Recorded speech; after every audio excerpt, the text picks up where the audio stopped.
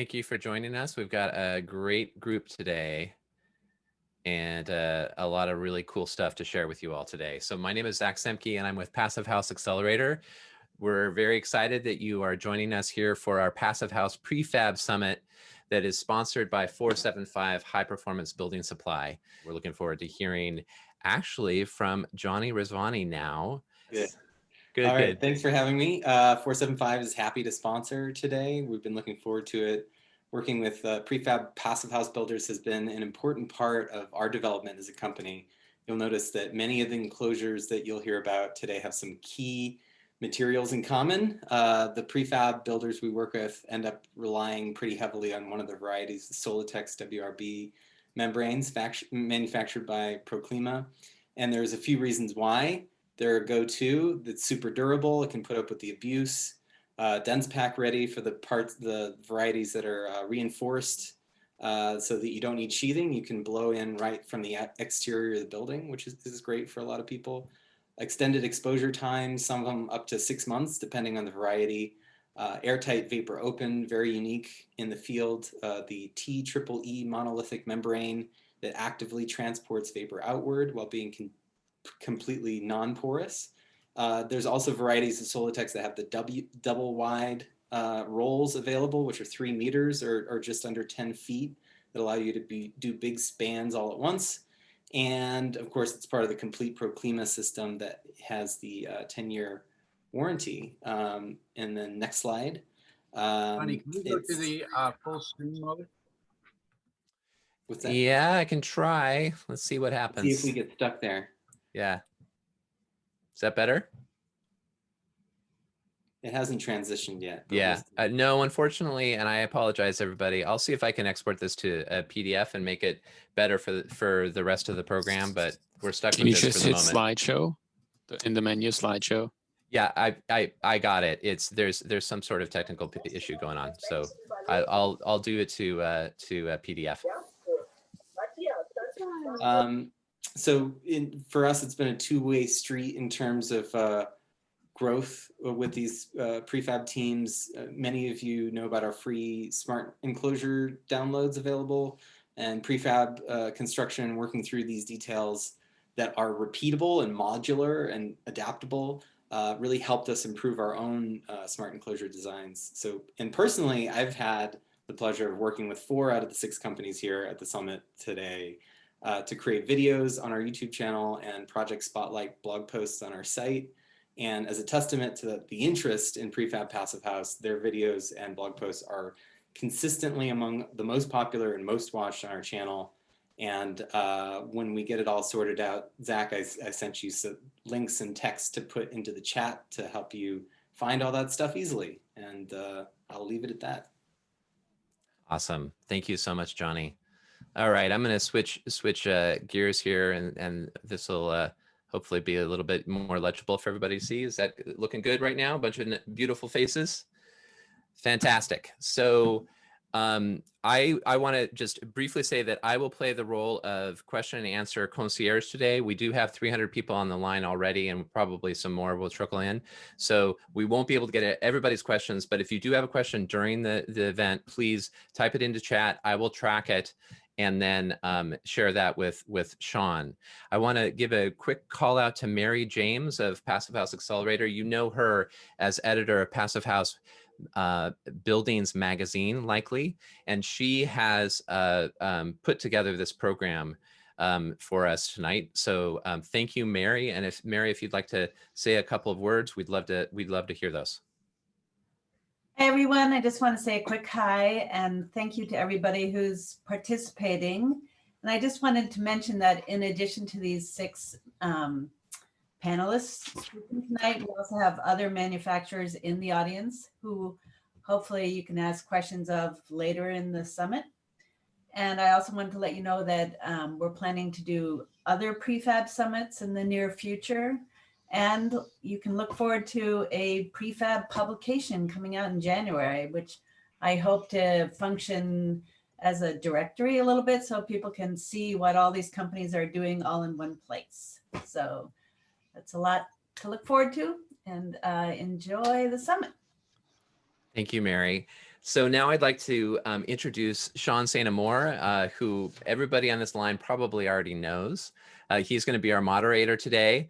And as we all know, Sean is very passionate about sustainable prefab passive houses. And I witnessed this firsthand when we were brainstorming with Mary about what questions to ask today.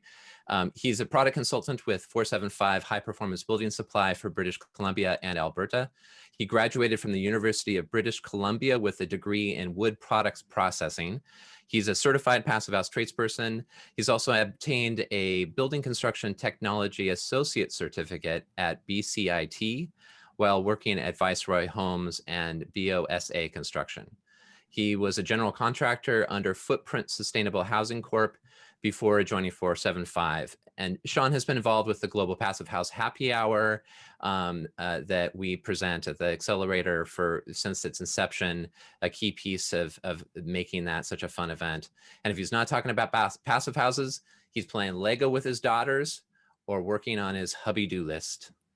Sean St. Amour, take it away. Hello, everyone. Welcome. I'm very excited to moderate today. As you can tell, I love Passive House and these 6 speakers. And if you haven't already noticed, we have a manel today. So, again, I'd love to get more women and diversity into the marketplace. But today we're going to talk about prefab, and more prefab. These 6 amazing speakers have done an amazing job of establishing themselves as leaders in the passive house prefab market, which is currently a niche market. And this is what I want to talk about today, is to highlight their amazing efforts so that we can not only accelerate the passive house movement, but prove to the construction industry that prefab is here and ready to assist. And if you don't believe me, again, head over to Europe when the pandemic is over and look at the prefab companies. Most are 30+ years old, and most have been in construction for 100+ years, and they've adapted prefab into their processes.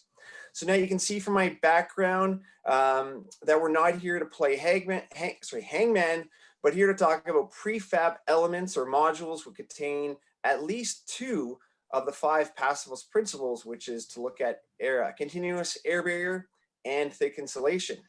So these elements contain structural elements, this lumber and the sheathing, the membranes and tapes that create the continuous air barrier, and then are usually stuffed with lots of insulation. So now these are amazing prefab companies that are attending today. So if you're out there in the audience, and again, that unfortunately we could only bring in 6 today, but if you're out there, please say hello. We do want to recognize everybody in the prefab industry, because again, the whole goal here is to promote and grow the prefab pie so that everyone's slices can grow. So thank you for being here. Let's introduce these amazing speakers. So I've told them they've got 90 seconds to be fast and quick and still have fun. So we're going to start on the East Coast and work our way west. So we're going to get started. Once I say their name, they will unmute. So we're going to head over to Maine, where we have Chris Corson, who's the owner and technical director of EcoCore. The clock is ticking, Chris. Go ahead.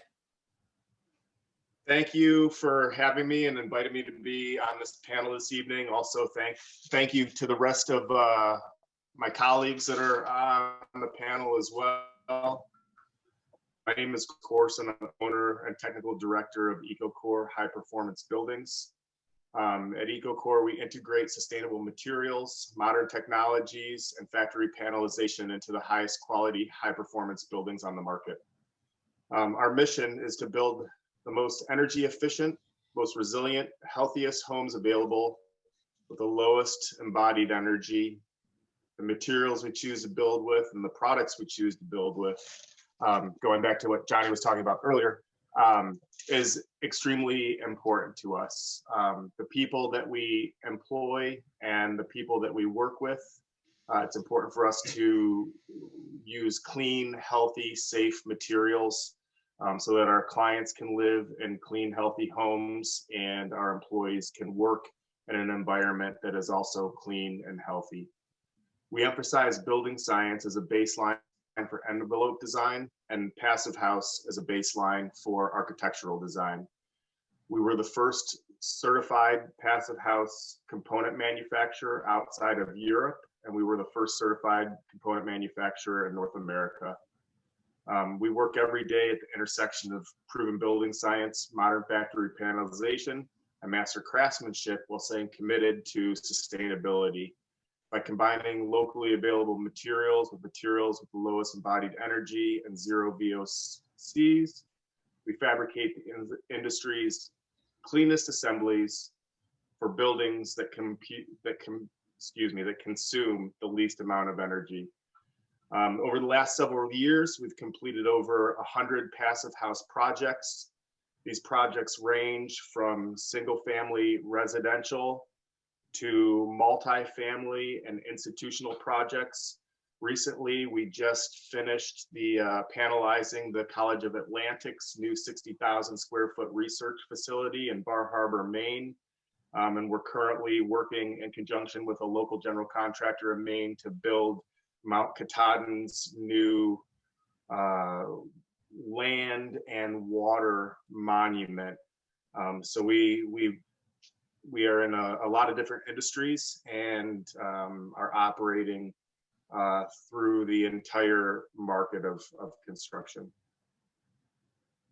All right, Chris, thank you for joining us. And now we're going to head over to New Hampshire, where we got Doug Raymeyer, who's the project development manager at Bensonwood. Thank you, everybody. I want to thank Zach, Mary, Michael for organizing the Passive House panel discussion. It's a pleasure to be with you all. Just to tell you a little bit about our company, Bensonwood has been building off-site fabricated structures for over 47 years. We are a full-service design build firm managing various divisions from our tectonics assemblies, which are our panelized assemblies, to unity homes and our open homes divisions. And the goal is to focus on sustainable woodworking, mass timber, and panelized building systems. We design and build residential, multifamily, institutional, and resort projects managed by an in-house team of licensed professionals.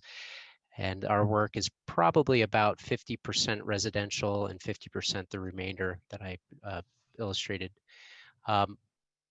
We really got our start back in the early 70s with the timber frame and enclosed our systems with traditional SIP systems. And through the evolution of sustainable building practices and really focusing on high performance construction and air sealing really led us to developing the systems that we're incorporating now. And the two principles of air sealing and super insulation are pretty much across the board with all of our assemblies. We build our panelized systems in a 100,000 square foot facility, and in our 30,000 square foot facility focuses on the mass timber and millwork components. Yeah, we work throughout the entire country, but we really focus on geographies where we can really tie into projects, collaborators, architects, engineers, and general contractors who are really trying to integrate high performance construction into their projects, specifically passive house standards of air sealing. Look forward to learning more from our collaborators today and to respond to guests' questions. Thank you. Great, thanks, Doug. Now we're going to head north into Canada. We're going to cross the border, but we don't have to do a 14-day quarantine. But we're lucky to have Abby Sherry who's in Minton, Ontario, who's the president of Quantum Passive House. Abby? Perfect. Thank you, everyone. And it's unfortunate that Angie Horner-Sherry, the owner of Quantum as well, wasn't able to join the panel as she wanted to tonight. Hello, everyone, and thank you to everyone. My name is Abby Sherry, and I'm the president and general manager of Quantum Passive House. At Quantum, we specialize in prefabricated passive house performing structures. We offer architectural design, dedicated engineering, and prefabrication and construction services. Quantum offers 4 panel assemblies that are certified by the International Passive House Institute for cold and cool temperature climates. They can be used in single-family residential, multi-unit residential, institutional, and commercial developments. Quantum panels are a solution to many project requirements and challenges. We offer a load-bearing balloon-framed wall up to 28 foot in height using our quantum strong stud system. We have a paneled exterior clad wrap that is non-load bearing, as well as we have a post and beam and timber framed insert panel that are load and non-load bearing.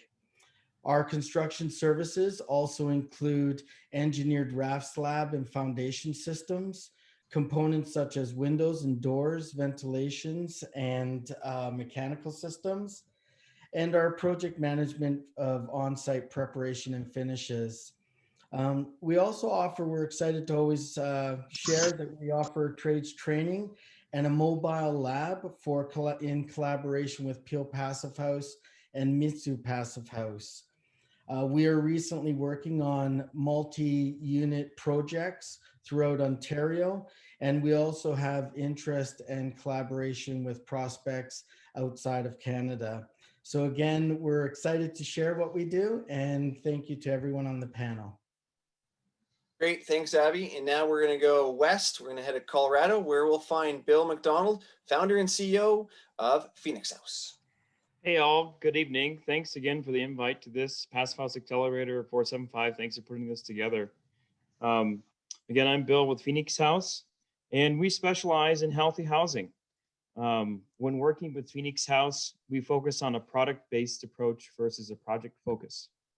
For us, that product focus is defined as standard but customizable offsite building system design, as well as house designs that have been developed in-house.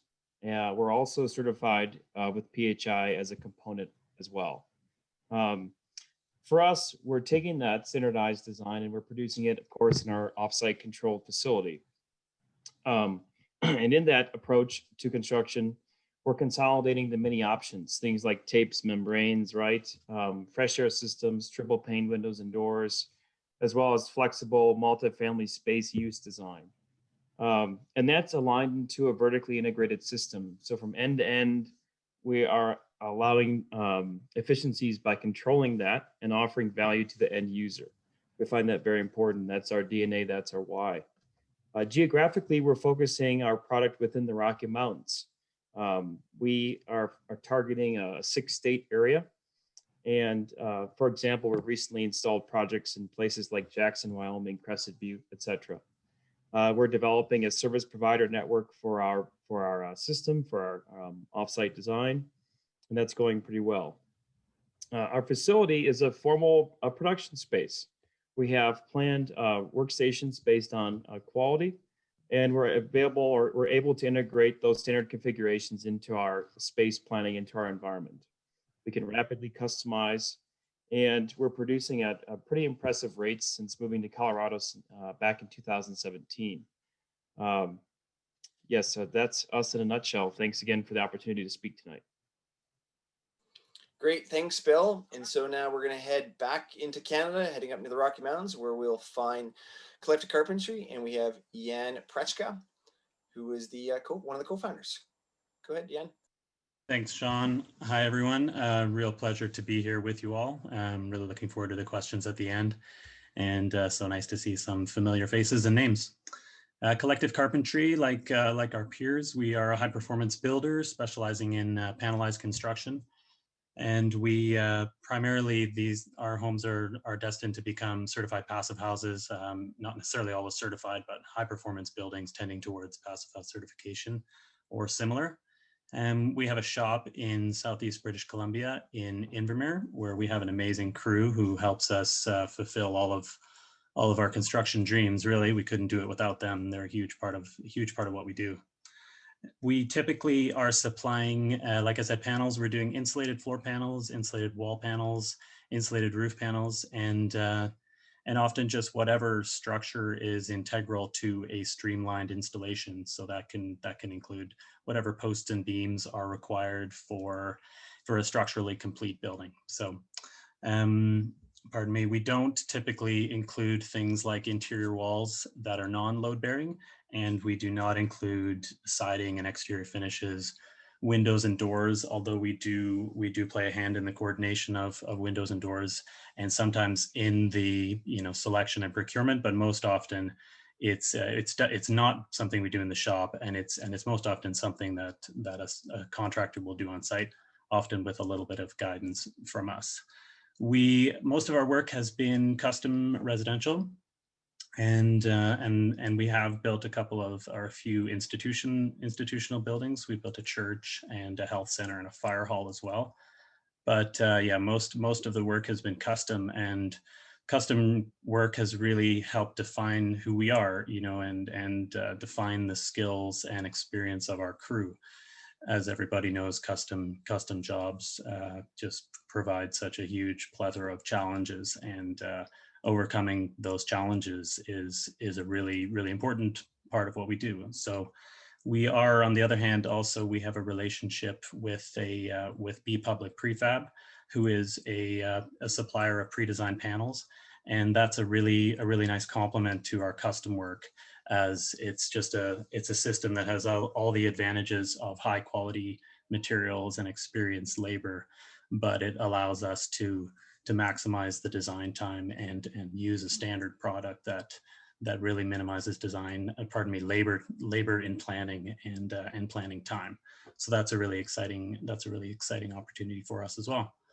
So yeah, that's basically us at Collective Carpentry, and I'm really excited to be here, and looking forward to chatting more.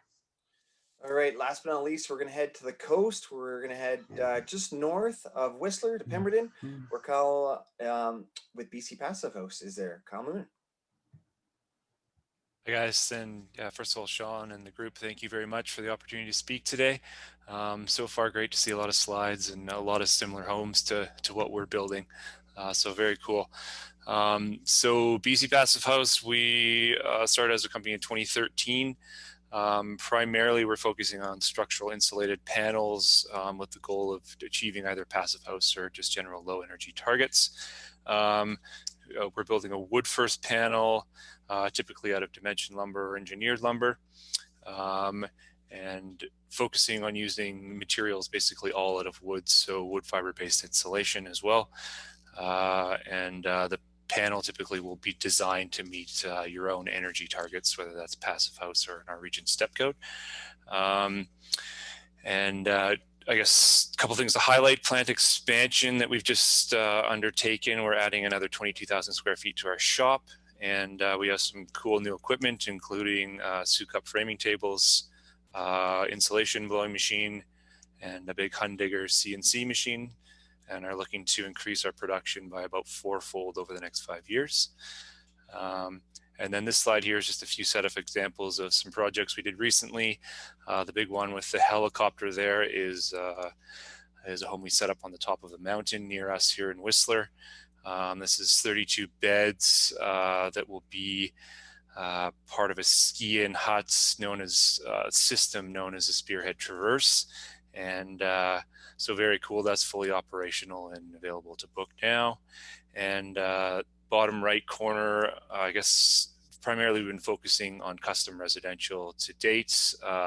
In order to increase our production over the next few years, we'll be targeting commercial, and that goes from, I guess, mass timber wall systems and getting into high-rise construction. So we're looking forward to the new capacity of our plant, and then also meeting some of the new challenges of building out of wood that are coming quickly, and will allow for passive house construction in high rise as well. So yeah, that's us.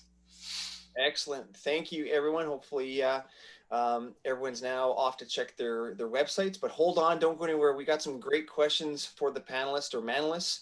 So let's dive into it. First off, question number 1, what makes a prefab approach advantageous compared to on-site construction on a given site? And so why don't we go to Doug and Kyle for this one. So Doug, I'll let you start off the answer to that one.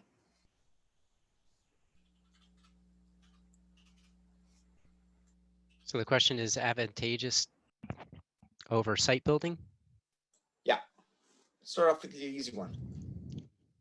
Well, I think the biggest advantages are as I think a lot of the panelists are share, that there's a little bit more predictability in terms of what we're producing in the factory and how we can work on a more predictable site install time. Because all of our companies are managing, a handful of projects, per month, per week, and we're trying to also support a lot of general contractors out there, it's important that we're trying to hold to certain timelines and schedules.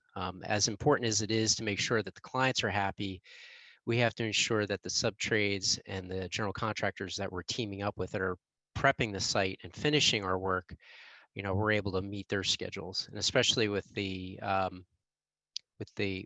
challenges that we're finding with real quality talent out there, it's important to support those sub-trades so that they can hold those sub-trades into their schedule. So offsite fabrication for us and for our clients is something that's important to control costs and predictability and execution in what we're building.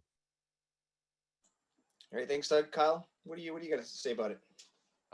Yeah, no, I think, Doug, those are some good points. Maybe a few that I'll add is in terms of predictability, at least in our process, we're modeling our houses in advance in 3D using, our software is called CADWorks, but that allows for a lot of quality control and also engineering sign off before the house is built. In that sense, we know that we're building the house once and it's going to be right the first time. There's no surprises during setup or during the construction phase. And speed is the next one. So the home can be drawn and built while the foundation is going in. And in our case, we're looking at typically 3 days for a residential house, and then up to 3 weeks for a MER building or a construction build or a commercial building to set up. So we can jump through that framing stage and really, I guess, assist with the project schedule. And then finally is cost. I think there's a lot of discussion about is whether prefab is cheaper. What we're looking forward to with our new equipment is drastically reducing our labor costs and hopefully bringing our panel costs down to the point where we're noticeably more or noticeably cheaper than on-site framing. And I think that's really the key for everyone in the prefab industry is to be able to sell that point, because it really is about dollars, especially when it comes to commercial and the development level. So, yeah. Excellent, thanks, guys, and everyone. As you saw in the intros, there are a lot of similarities between these companies, but there's lots of differences. And I would just want to say that if you haven't started planning to incorporate prefab into your 2021 plans, you got about 8 weeks before we turn the calendars. But reach out to one of these, or again, all of the different prefabbers we have in today's event and connect with them. So question number 2, what are the limitations that make a given site suitable or unsuitable for prefab? And this time, let's go to Abby and Yan. So Abby. Okay. That's a tough one to answer because, everyone has their system designed to work to how they see the process happening. I know at Quantum, it's been really interesting for us because a lot of our sites are extremely challenging. Certain project, the road coming in is called Soundhorn for a particular reason. Everything's on a 60-degree angle with bends everywhere. So we've been really successful at making a system that would be flexible to the site's needs. But if someone is looking for prefab and they're looking for land and they want to make sure that it works well with Passive House, I would really strongly suggest connect with one of these wonderful companies and get early stage consult on your project so that we can identify with you and for you some of the challenges that you're facing. I know with some of our systems, we've designed panels that would be unique to be tailored or customized for specific needs. And I know a couple of you have already mentioned that.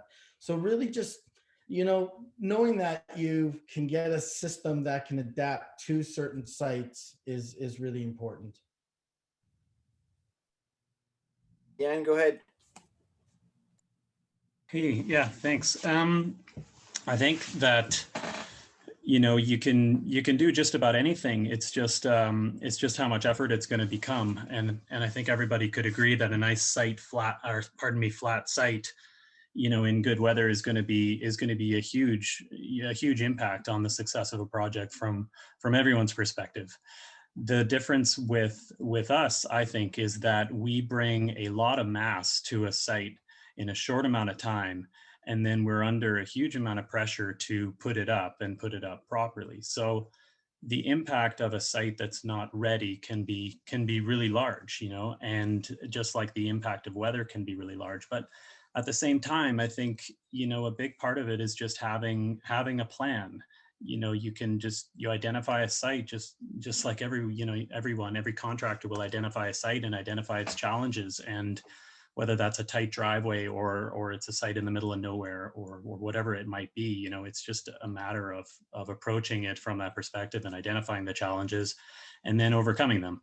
So there are certain things that we do request, though. You know, we do request that a site is clean and tidy, and we prefer a foundation that's backfilled so that you can, get scaffold close, you can get a crane close, you can get a truck close.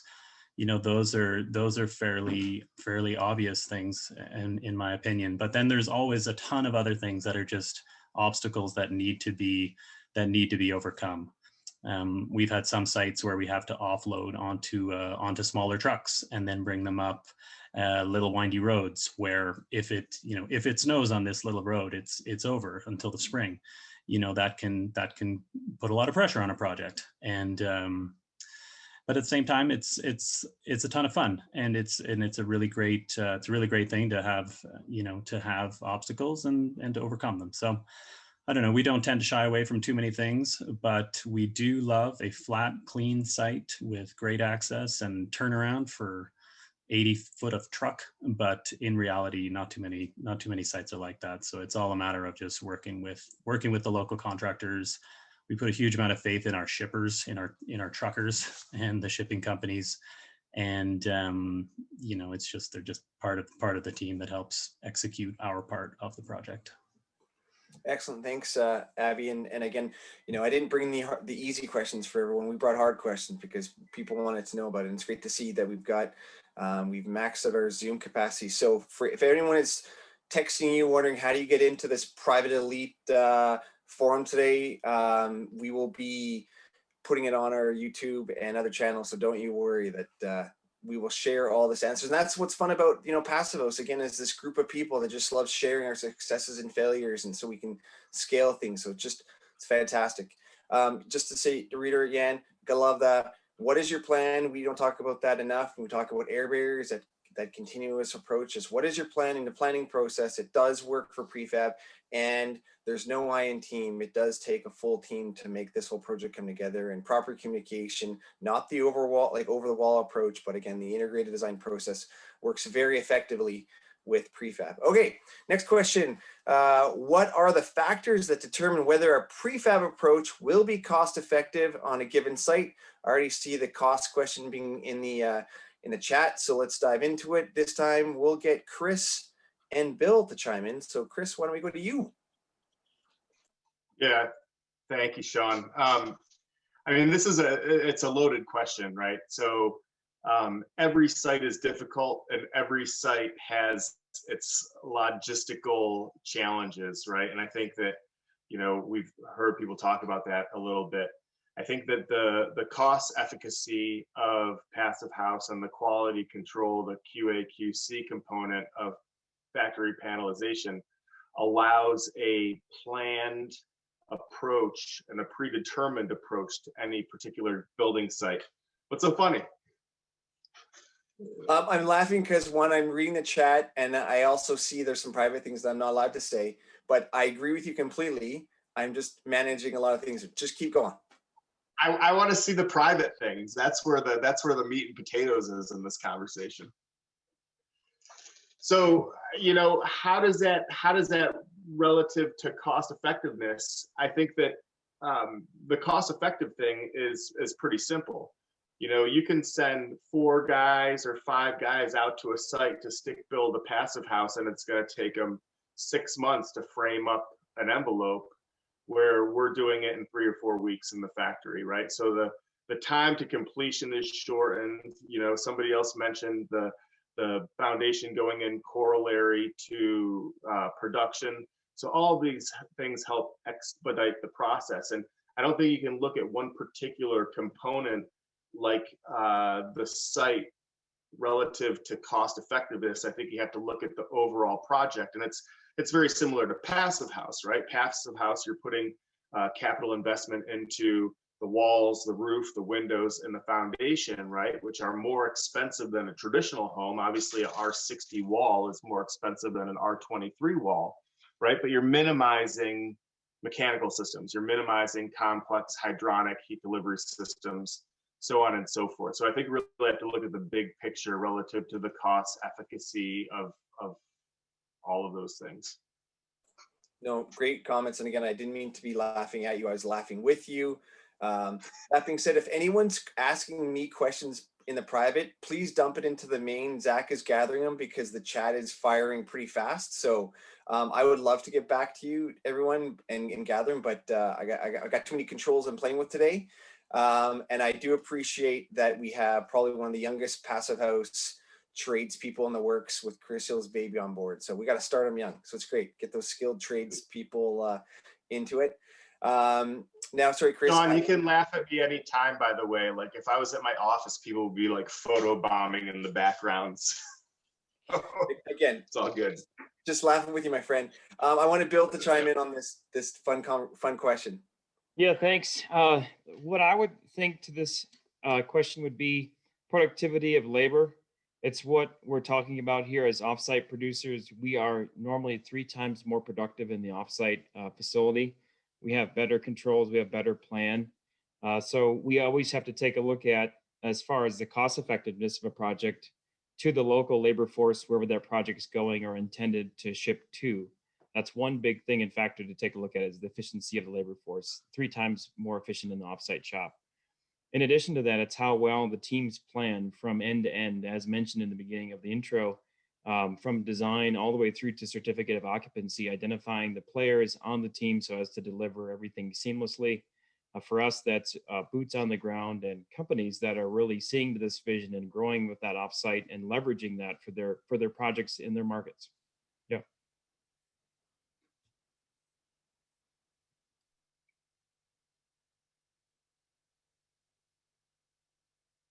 Oh, you're muted, Sean. There you go.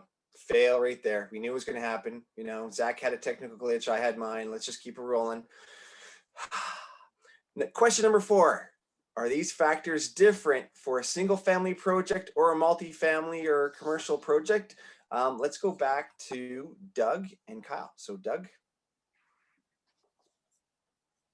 They do. I mean, the mobilization cost for shipping and installing an 1,800 square foot building,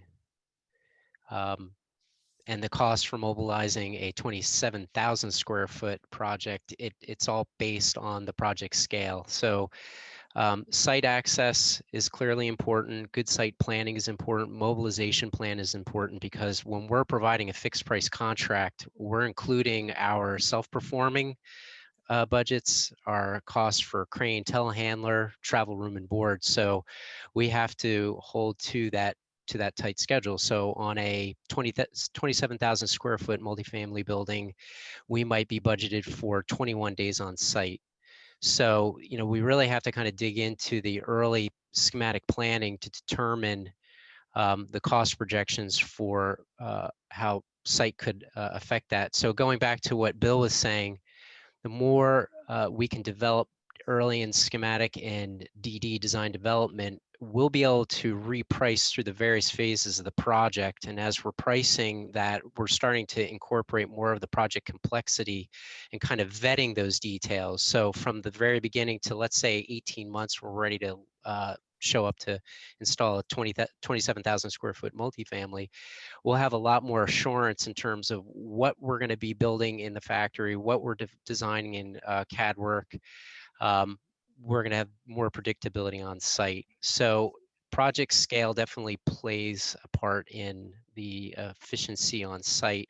But I think the distance from where the fabricator is shipping also plays a part in whether we're a good fit for the project. So that's why I think when we're evaluating a project, if we find that based on the distance, because shipping costs are not cheap, and based on the project complexity and timeline from initial development to executing on site, we might also make the recommendation to explore looking at one of our fellow fabricators, you know, that are closer to that location. So we have to kind of take all that into consideration.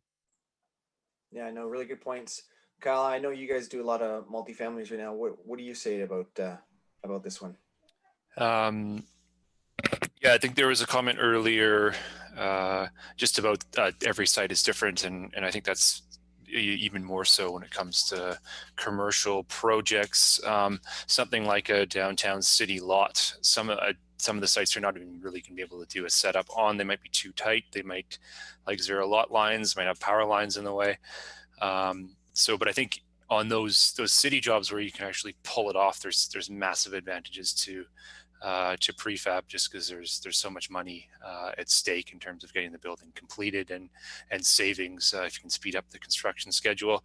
And then as far as more remote sites, we've done a number of First Nations jobs in BC, northern BC, going up towards Yukon.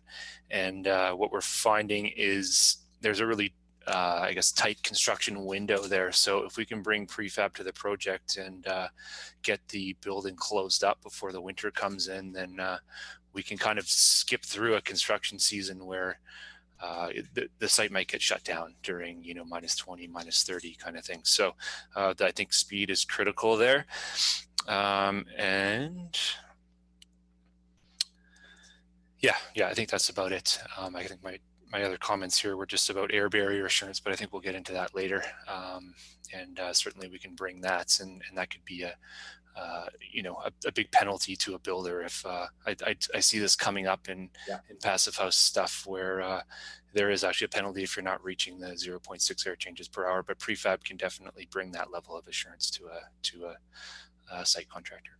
No, you're right. I'm working on a project where if they don't hit just even one on the air barrier, they have a $250,000 fine. So it's these penalties are coming, and as well as bonuses. So it does go both ways. And I think all of you have experienced tight time frames, but I do know that Collective Carpentry literally were minutes away on their latest project, where within 6 hours they had a foot of snow on their project. And I think you guys all can talk about those benefits of where you just sneak through the weather and be able to deliver a project on time before Mother Nature takes over. So, all right, the next question. Thanks everyone. And so how does a prefab approach impact the design process? So what's the ideal process in communicating design intentions to prefab companies? And so this one will go back to Chris and Yan. So Chris, let's talk about some of the design issues.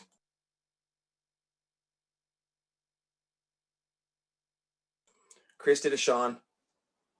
Zach, you want to unmute him? Got it. My bad. Hey, it happens. Technical file number 3.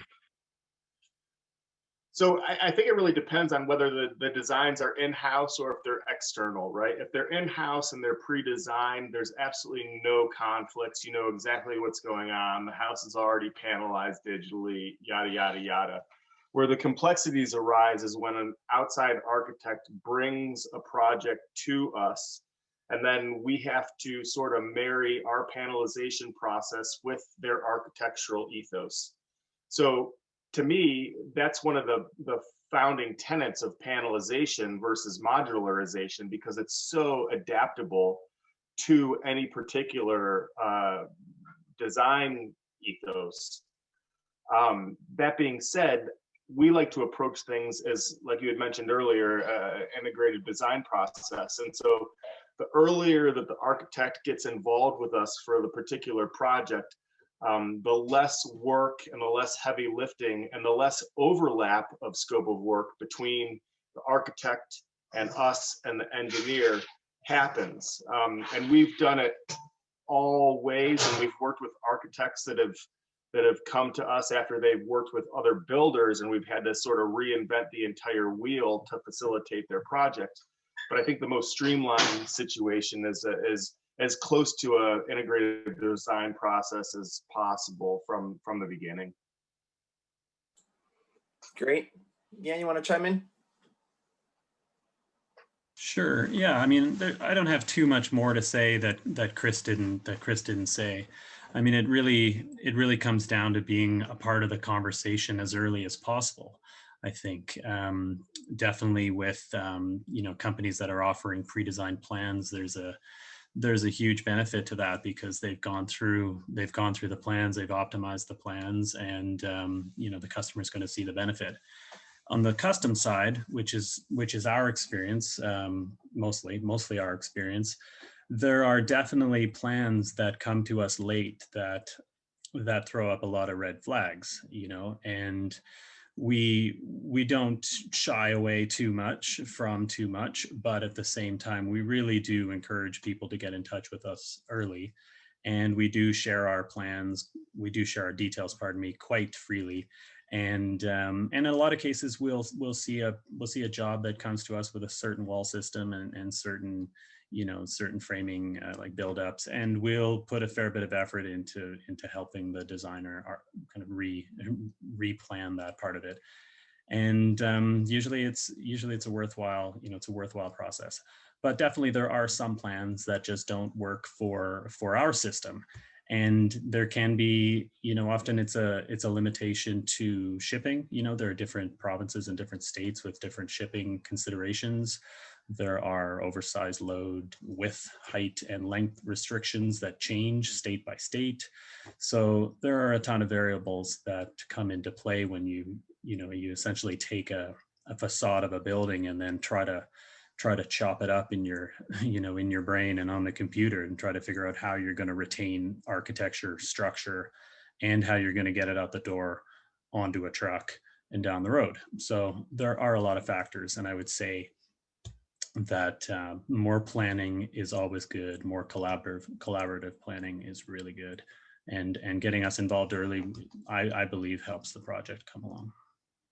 Yeah, and that's just good points, everyone. I think another phrase that I heard this week on Roger from Full Stack Modular talked about digital twins, where again, we're the work that you guys are doing with the CAD work and other software to create full models down to millimeters, and now we're seeing it being built to millimeters, and now even having sensors put on your wall, so when you're doing fuller scales, you actually know how close your actual build is compared to your digital model. And it's pretty cool how we're finally incorporating more technology into our build. So excellent. Okay, moving along. Question number 6. How does the construction financing process affect your ability to scale your prefab business?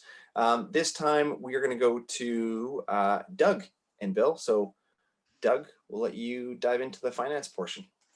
Well, the financing portion is usually managed by the owner of the project.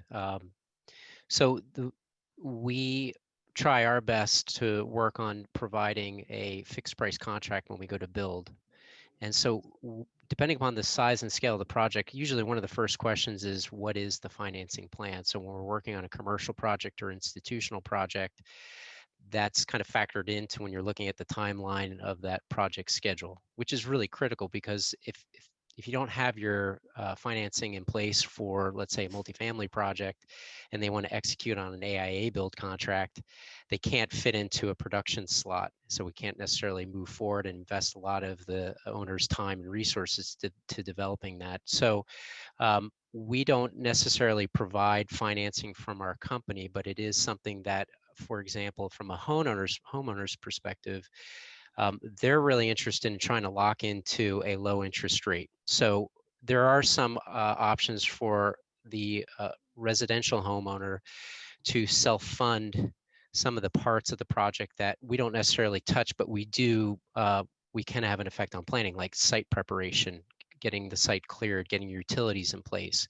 So that's an area where the owner can control those costs. When we start to move into structuring the contract for delivery, we make it easy for the client. We can phase that if we're providing our own Benson Wood contract, or if we're working through an AIA. That's another way to control costs.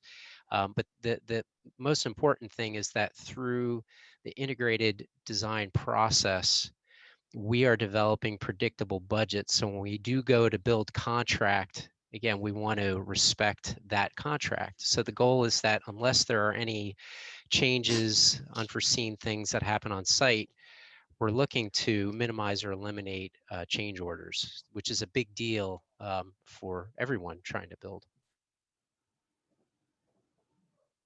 Great. Bill, do you want to chime in? Yeah, to that end, it's really about establishing a schedule of payments. There is confidence with the pre-planned structure and design, is that we can have confidence in the total cost of construction, right? Because we are aware of essentially the bill of materials with the smart 3D software that it seems that we're all running. So there's confidence in identifying every stick of lumber, every piece of membrane, a window and door package that's identified to the design process. So how we can convert that confidence into a schedule of payments. And we've so far have had success with every funding institution, so long as they're aware of these payments. There's been a time or two where a funding institution has had a question, maybe it's one's required an inspection of the panels to make sure that it actually exists in reality, and we're not, we're verifying that it's been built. But along those lines, I think as long as the schedule is established, and like you were saying, there's a fixed schedule or fixed price, there's confidence there and it works pretty smoothly. Excellent. And Doug, I like that phrase, predictable budget. Is that even a reality in construction? No, I know it is with the prefab, so that's a great point. Doing well on time here, so we're going to dive into. I see a lot of people talking about retrofits in the chat, and so I mean, as Monty Paulson in the Carbon Leadership Forum and others have talked about, we need to retrofit 6 billion buildings, and a prefab system will definitely help. So, has your company considered creating panels designed for the retrofit market? What would be needed to get your company to jump into this type of production? And let's go with Abby and Yan. Abby? Thanks. Great question. Yes, we've identified, especially in our area, as land becomes scarce. New builds, our process is proven and it works. We understand that from all of our company's perspectives, but as we're starting to identify how to step into that retrofit or that hybrid space where people want to build additions, we know that even in that space, improving the existing space and the benefits of building the addition or new with Passive House, how that can actually bring back into the value of that existing space. So we've tackled that challenge with the solution of being, creating a setup within our team's experience, knowledge, training, and our setup to be diverse. That's when I mentioned in the interview, offering a cladding panel at Quantum. Part of the question is, have we set up for this? And yes, we have. We set up a non-load bearing cladding panel that can fasten to a multi mid or high rise building or low rise. And we've also set up panels that can be built in the same space off the same tables to accommodate specific retrofit needs. So as it's been mentioned so often, really project specific is the challenges that we need to face and address. And something that I've really been appreciating with all the companies here, and as I'm even in prefab learning more of the other companies, I think everyone has responsibly really been looking at bringing a system that works well. So if I were to just point out 3 critical lookouts when you're wanting to retrofit something, definitely have the design team that understands a system that can work for you. it's really important to have construction teams that understand not only assemblies and construction methods, but the materials you're using. You know, they're sophisticated. They work really well when installed right. And again, something that I'm proud of with Quantum, we've taken that measure to offer trades training to the IPHI standard, and we've had a huge success of that with companies, engineers coming from all over Canada, the States. And when you could pull those three components together, you could really come up with a predictable outcome for the success of your project. And retrofit, you do not want to go into it light. Make sure that you have a team that is dedicated to understanding your goals and understands that it's going to have challenges, but they can be overcome. Great, Jan. Will you take over? There we go. Yeah, thanks. We have given a fair bit of consideration to this market. We've been part of some quite extensive discussions regarding how to approach some of the revitalization and retrofitting of First Nations housing in southern BC.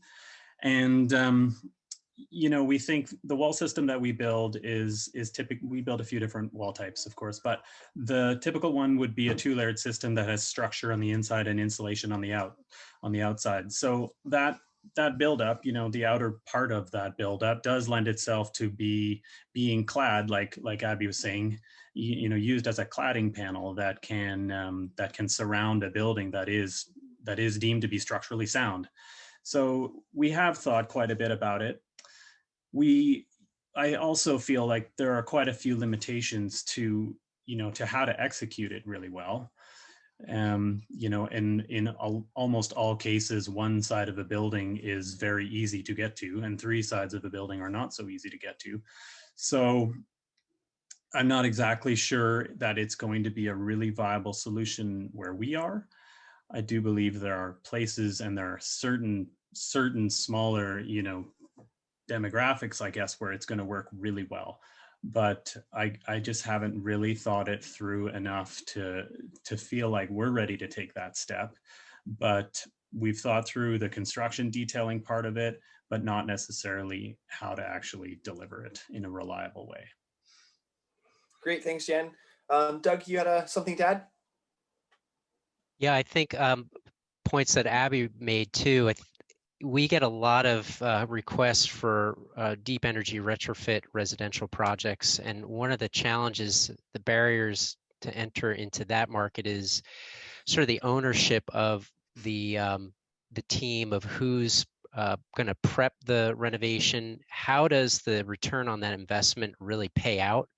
Because we actually advocate better practices of deep energy retrofit within the existing structure. You know, what kind of materials like that 475 can provide, and simple measures can you add into a residential project where it doesn't become costly and expensive? Because once you start to go down that path of tearing it apart, you know, now you're looking at, you know, do you need to update your MEP? You know, what's sort of the ripple effect of that? So I think for us, also changing the idea of moving away from single family residential into more of the multifamily co-housing model, there's a greater return on the investment because there's a social impact and also a carbon sequestration impact.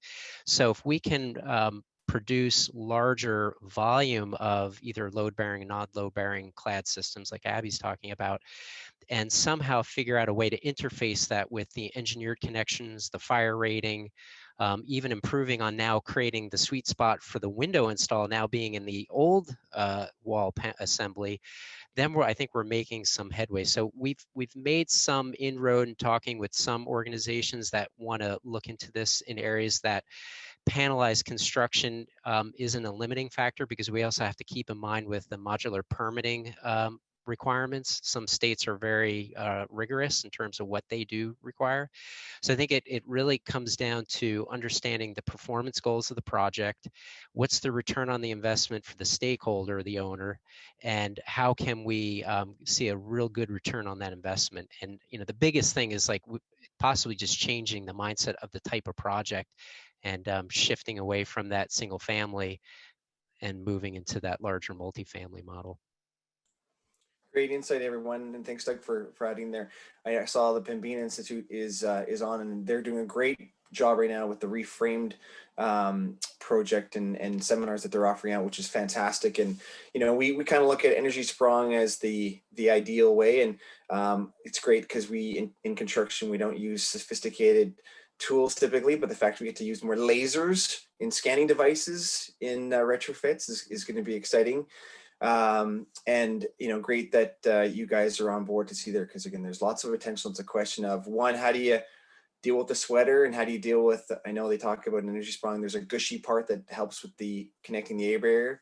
But again, as we look at buildings, new or old, and look at the 5 Passivhaus principles and figure out how we do it, put in a proper plan, put in a model, and then figure out how do we either modify the existing building, is it going to be a staged event, or can we do it all up front? And in some cases, the new build, we're able to just, you know, put all those things together. Great stuff. Okay. Question number 8. What is the next step in market transformation to larger utilization of prefab in construction high performance buildings in North America? So this time we're going to go to Chris and then Kyle. And so we'll talk about that. I'd rather have a softball.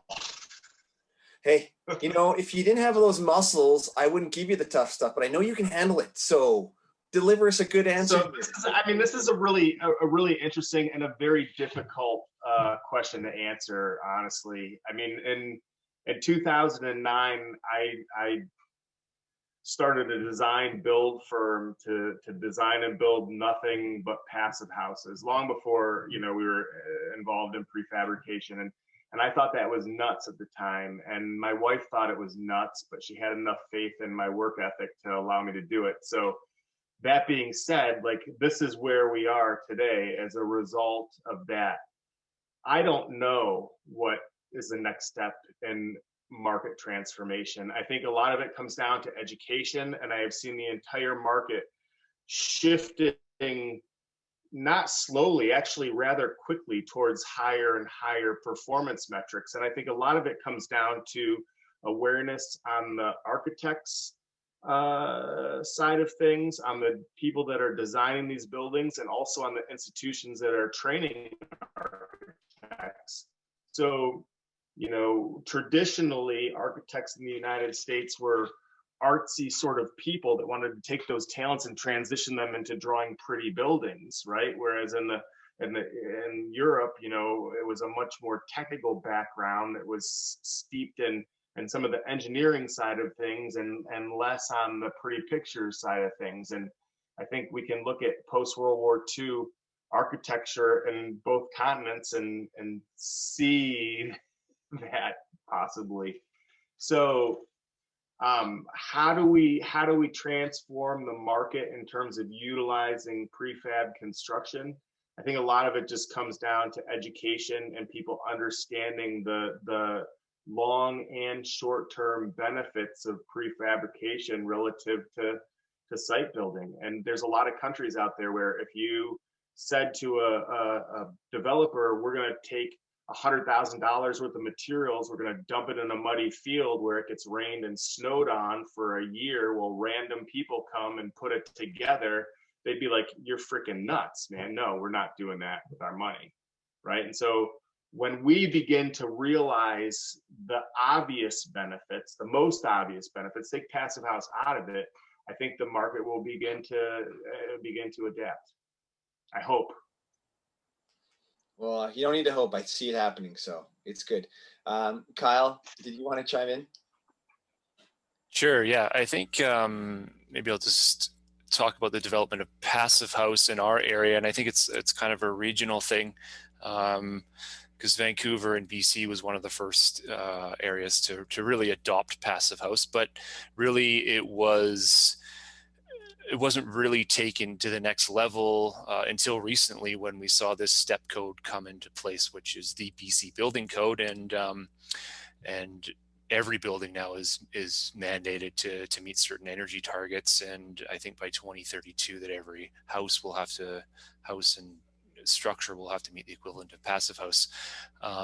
And we're seeing that work on a grand scale. Like it's, and I think that there's always going to be the residential home builders that will be interested in low energy building and prefab to a small degree, but you're not going to really, it's not really going to happen until the code forces everyone to change. And what I think prefab offers there is just the guarantees, both in terms of, I talked about air barrier assurance before, but also if we can control costs and proves to big companies that that the the cost targets that they need can be met, then we'll really see prefab take over. So yeah, so I think the model exists. I think we've really seen it happen here, and I think prefab and Passive House is really becoming the norm in our area, which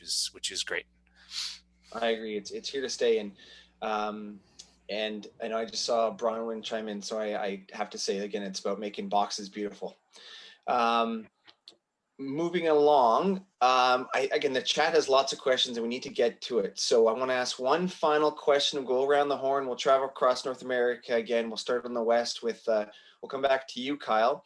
Again, 90 seconds just to kind of wrap up our question periods. We can dive into the audience because again, they've been jumping at the bit. What changes, next steps are your company's future? What are you doing to, again, tell us your 2-year, 5-year plan so we all can copy you. No, seriously, just what are you guys doing in the next few years? So we'll start with Kyle. I would say up until now, we've built about 60 or 70% residential and about 30% commercial in terms of volume. And we're looking to flip that around really because we have pretty aggressive targets for production coming up here. So multi-unit residential, we're looking forward to sort of bringing that quality and cost control aspect to that market. And then the next one, I guess the sort of new frontier for Passive House and prefab is high-rise wood construction, and we want to be involved in that movement as well. So that would be mass timber panel systems that are insulated and basically dropped onto wood or specifically glulam post and beam structures. So this brings specifically sort of guaranteed low thermal bridging versus say concrete and steel structures that have inherently been poor in terms of energy performance. Brings that air barrier assurance I talked about before, and I think the last and the one that it's not actually factored into Passive House is low embodied energy of materials. This sort of revolution in wood and carbon neutral cycle of using wood in construction is regaining popularity, and that's a market we want to develop and be involved in. Excellent, Kyle. Again, tell everyone at BC Pass will keep up the great work. Yeah, and heading over to the Rocky Mountains. What's going on with you guys? Yeah, so well, I guess the next little while for us, I think I'm quite excited about it. We're definitely, this is year 6 for us in our present shop, which is a fairly modest size, a modest size building, and it's a fairly analog system. We use CAD work to develop our models, and it's a fairly sophisticated program, as everyone knows, to create shop drawings. But that's where our process becomes fairly analog. And I think that the fact that we've been building this way for quite some time, for 6 years, it sort of connected us really well to site framing, which is where Collective Carpenter came from. So we have a pretty good understanding of how to build high performance on site. And then we have valid reasons why we shifted to the shop. And now we're really excited about taking the next step, which is to kind of follow in the footsteps of some of our esteemed peers and make the move towards a bigger operation, which will allow us to build more buildings, increase quality, inevitably bring costs down, incorporate some shiny tools and some automation, and really just kind of keep pushing the envelope of building. So that's a pretty huge endeavor, obviously something we're really excited about. And as well, we've done a fair bit of work recently in the US market, and we have an amazingly skilled US install crew that works with us. And we're really excited to do a little bit more work in the US and just grow the business and keep on just trying to increase the quality of the housing stock and create healthy buildings for people to live in. So pretty exciting times. Excellent. Love it. It's great. Bill? Yeah, the biggest thing that we'll be participating as a company is that market transformation is sharing standardized content. It's all about generating content that is shareable on the design process from the offsite manufacturer. Going back to standardized content shared that's customizable is a true success factor that we'll be participating in. To that end, we have a system that's been defined. It's in its 5th year, coming here in 2021, version 5 for our building system. In addition to that, we've just turned on live our first Passive House certified project home that's available for a short-term stay, so people can come experience what that's like. But that's a powerful piece in the marketplace because many people have not stayed a night in a Passive House. And then lastly, we've got our co-living building that's pictured behind me here that's coming online here in 2021 as well. We're really pumped about these few endeavors. Thank you. Yeah, you know what, Bill, you said it right. When we got an opportunity to do the Icebox Challenge, it's great to showcase the benefits of Passive House, but people really need to experience the difference of a Passive House, and the fact it's prefabricated is so cool. And I know, Doug, you talked about co-housing, and that's again a great market to be targeting. So fantastic stuff. All right, we're heading east to Abby. What's going on with you guys? What's the plan for your growth? Well, we want to stay ahead of the wave here. It's been extremely long days and a lot of exciting conversations. Our first and foremost, and it's kind of embarrassing, but it's the elephant in the room for us, is we want to improve our marketing. Our website is kind of a hurting one. It doesn't represent well. It gives good information, but it doesn't represent well the success stories we have on our projects. But that's because our team, we've been really focused on our processes and our successes in the operations itself. Some of the things we're really excited about to share is just our community involvement. We are getting involved with some of the community housing groups. We are also 2021, we are setting up our own housing development projects. Wanting to bring this type of quality to, everyday people that really want to be cared for and move forward. We've been making a big difference. We've been hoping to make a solid impact with the trades and the awareness of product. I think that's another key thing. We've had such great support with 475 and others, but it's just a big thing. And I really do want to give kudos. They often don't get a lot of respect, but we've been seeing some significant government changes and government opportunities. And developers, we've been involved with a few developers even about 10 months ago with our training. And I was really impressed how they are thinking now outside of the box to create their new box in the Passive House world and how that's going to impact people. So that's been really exciting.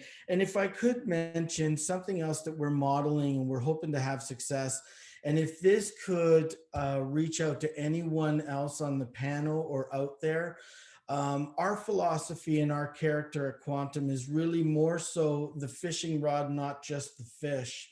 So we've had conversations with some Aboriginal communities in wanting to bring our shop setup and system to their own community and mentor and guide them to constructing their own home. And if that seems like something of a deeper conversation for anyone, please reach out to me, because I think the more we can make such a difference in the communities, we can actually have people really enjoying the quality of what this does, not only to their lifestyle, but just to, just to their well-being. Abby, that's great points. And your website's fine. It'll grow, buddy. Just and that's why we're here, right? the Passive Accelerator is here to help out, promote all of you, and we can just say, you know what, just call Abby. He's a great guy. Just talk to the main thing. So no. Yeah, we have prospects say, if you didn't send us to Dropbox, we would never have guessed it.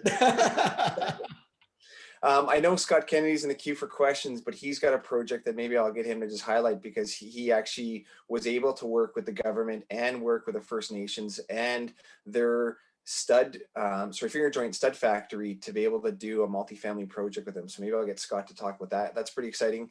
Again, sorry, we're going to go back now to the US with Doug. Doug, what's going on with Bensonwood in the next little bit here? Well, we've already expanded facilities, upgraded our equipment. We've been investing a lot of time into our associates and training and improving internally. I think the biggest hurdle that I think we all have to try to work towards is getting the carbon taxed and emissions taxed. I mean, that's a big one, because I think if there's an economic incentive, then I think we'll have a lot more early adopters into investing in large multifamily co-housing family projects. We'll even see retrofit opportunities with institutional and school projects. So I think the idea of just really making sure we're staying in touch and in tune with the environmental impact of what we're doing. Are we really making an impact with improving the future? And a lot can be done probably within the next 2 to 3 years. So there's a lot of continual improvement and training internally with our installers, but also needing to train the MEP subtrades, because I feel like if the subcontractors and the contractors have more agency and involvement early in the process, then I think we're going to have a less resistance and pushback, to trying something new and different. Technology, obviously, I mentioned earlier, is really important. Improving how we open source share our information. I think Abby brought that up, or one of the other contributors. So I think the ability to streamline what we're sharing, the details with the engineers and the architects, is pretty critical, so we can shorten the time of project development. And I think the main thing is just facilitating conversations early in the process. So we're always looking to improve on how my teams are working with builders, with subtrades, to make that process easier. So it's a never-ending process. So and we try to hold the line and do the best we can do. Yes, continuous improvement is definitely a key in manufacturing. So great stuff, Doug. I mean, you guys are doing fantastic stuff. All right, we've got one last person to chime in on his future. Chris, what's going on with you guys?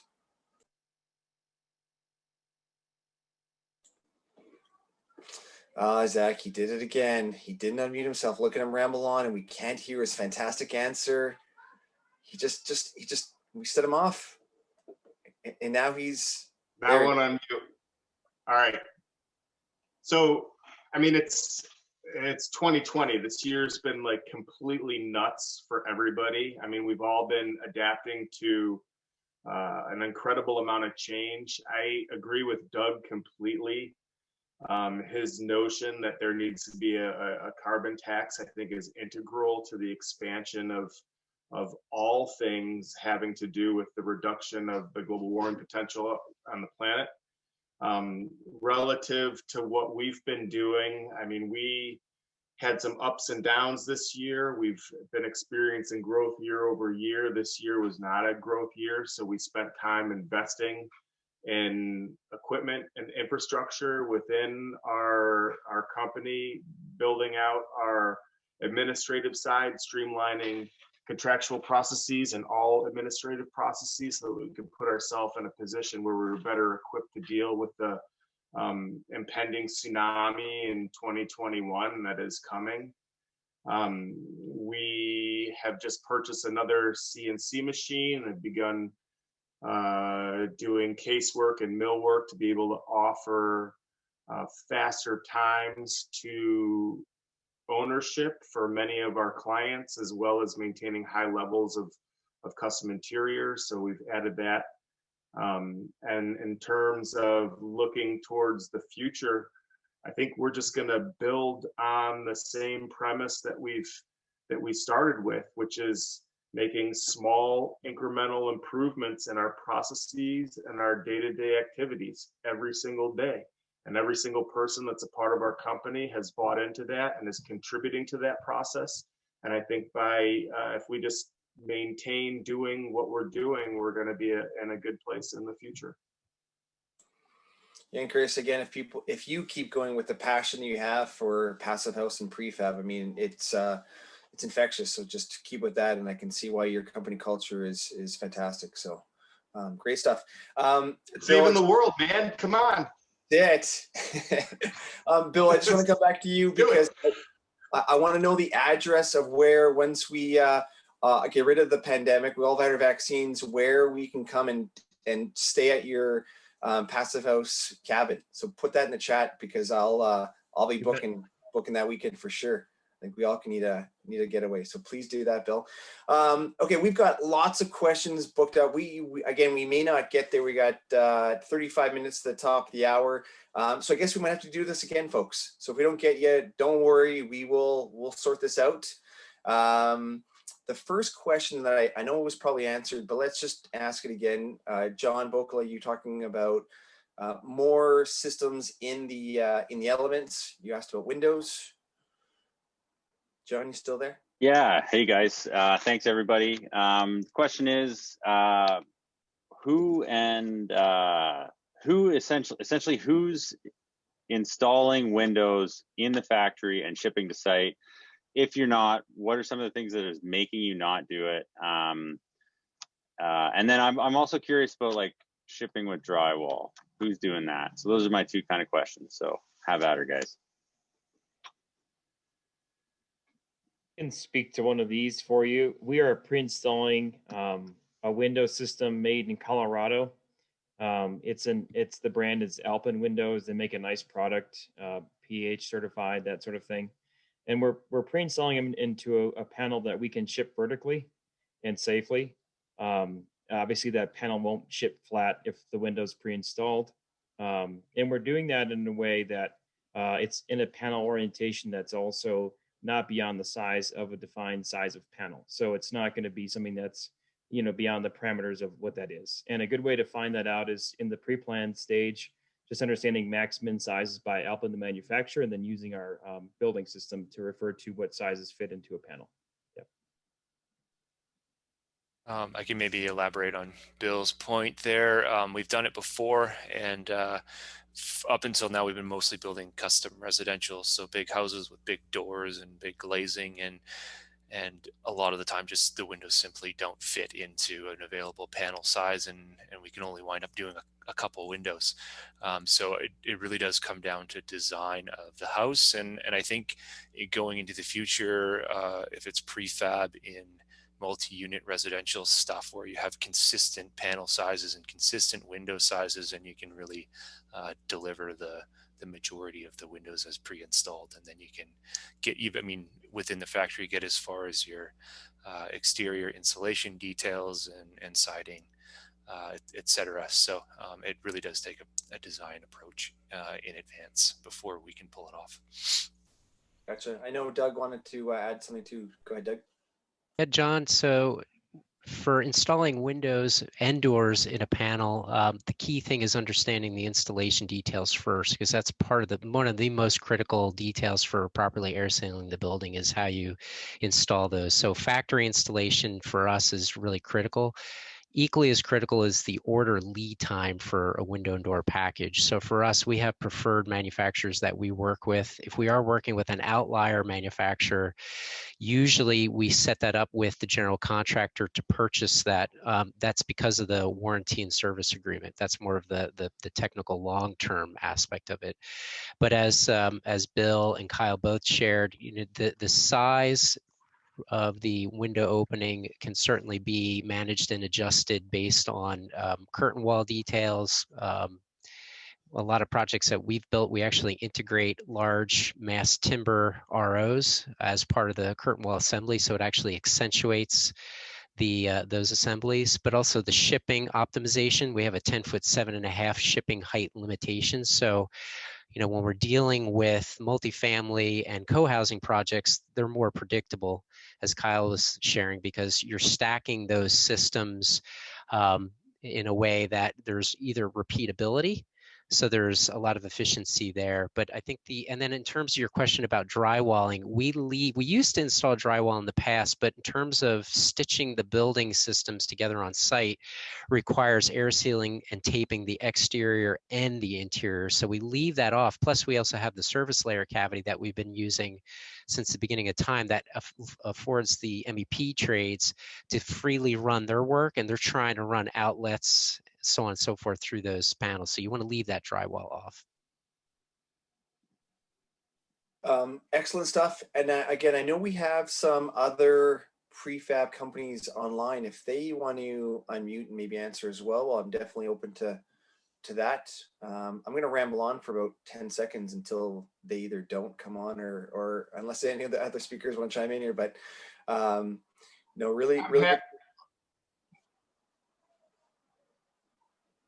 So I just wanted to chime in on the window installation thing and echo what Doug had said. Like, we're installing windows and doors in 100% of our projects. Almost all of the windows and doors are installed in our panels and are shipped like safely and effectively. And like everybody else, we're building large custom projects, but we've developed a system to be able to ship these large expanses of glass like safely and effectively, the exception of that being the doors. The doors we do not flash and weather seal in the factory. We install them in the factory, we ship them in the factory, including lift and slides, and then we uninstall them and reinstall them in the field. So again, like Doug had mentioned, like accessing exterior and interior for air sealing, I think is extremely important. And shipping drywall, I haven't found it to be pragmatic in the sense of being cost effective overall relative to the project while being able to maintain high levels of air tightness. So John, I'll just say, why use drywall? You just use, plywood or mango board or other things now. But I get it. I mean, even modular companies have issues with drywall. I mean, they're using automotive dryers to try to speed up the process, because that's really the bottleneck in all prefabrication is that one component. So you either remove it from the process or figure out how to do it faster, or just put the boards on, leave the taping on site. So again, I didn't hear any other prefabbers who are joining us today want to jump in on this. Oh, Jan, go ahead. Yeah, I mean, we feel like for us, there's a little bit of a limitation due to our shop size. We don't have a very large shop, so the idea of bringing windows and doors into the shop and then putting them in, it just doesn't seem to. It's just not really a high priority for us. I can completely understand if the idea of with pre-designed plans that have multiple units that can be maybe ordered as inventory or stockpiled as inventory and then put in the shop. But we're finding there's a pretty huge disconnect between our fabrication schedule and the delivery timeline of windows. So for us, it hasn't really shown itself to be a big advantage. We would love to do it. I think I agree with everybody else. The integrity of the building envelope would be, it's just a great thing to be able to do that detailing in the shop with all your tapes and peel and sticks and everything at shop control temperatures, and the attention to detail that you can get from standing on the ground and working at elbow height. But I just don't think it really works for us. We also have high mountain passes that we have to go over all the time. So yeah, really, really interested in it. Would love to do it, but just not doing it right now. If I may, Sean. Yeah, absolutely. So we're actually, we're really excited. We have a project coming up, an install first week of December, that we are going to be going with a window install in shop for the first time. So this year we have transitioned from our completely sealed and structural panel to now being installing our service cavities on all of our panels. and sending out our petition wall and ceiling packages so that it's all, because we'll put a 2,000 square foot house up completely in one day. So the exciting thing that we've been hoping to experience with the windows, and I'd love to reach out to a few of you that are already doing it, is what we're hoping to see or achieve in that process is, because our team, we do the complete overframing as well in the insulation, and a lot of our projects are going for certification. That's an additional measure that we can do in shop. And although we've trained a lot of skilled trades, it does take good eyes on the ground to oversee that it's being done thoroughly, not from the finish, but from the underside, because that's where the trap happens. So that's a measure for our quality control that we're hoping to see. And I'm happy to share, after we experienced this, was it cost effective or not? We're hoping it to be. Abby, thanks for leaving us with more to come back with. I love when we, to be continued stories. This is great. Just again, we've got 6 fabulous people on the panel here today, but the other ones that are joining us, we've got Alan Gibson's from Geologic, Paul from Build Smart, Travis from Eco Cocoon. Thank you for your beautiful photo. That was our promo pick. David Arnett from Tag Panels, Jeremy from Simple Life Homes, Jonah Stanford from Be Public. Who knows, maybe that'll be the Prefab Summit number 2. We'll have them in there. But again, great to have so many people here. If I missed you, put into the chat. Again, we want to grow the prefab market because we do need to make the changes. Thank you for chiming in on that particular answer. I know Scott Kennedy had one. And so Scott. Hi, just a little background. We are doing a project in northern British Columbia for First Nation, and our plan is to prefab it in their local shop and train them how to do it. So we're going to do the shop drawings, and the panel will be, our intent is to do 2 panels. There's an inner structural panel, which would just be a standard 2x6 with OSB. We'll tape and seal that on the exterior for the air barrier. And then we're going to bring in a finger joint 2x4 stud, so like a Larson Truss panel, and put that in place with strapping and ready for probably the Mento product on the outside. Shout out to 475. And then we would actually fill it on site. What I'm worried about is when we try to lift that panel, it doesn't have any sheathing on it. And how are we going to make sure that it's stabilized? And we weren't planning to necessarily we were talking about putting some metal cross braces. And I'm just bringing up some lifting panels and what we should be looking out for lifting panels. Anybody want to jump on this where it's a panel that's not sheathed? I know maybe more on the East Coast, there's a lot more building without that. I know. Well, Scott, you'd mentioned there is a structural diaphragm outside of the 2x6 wall, right?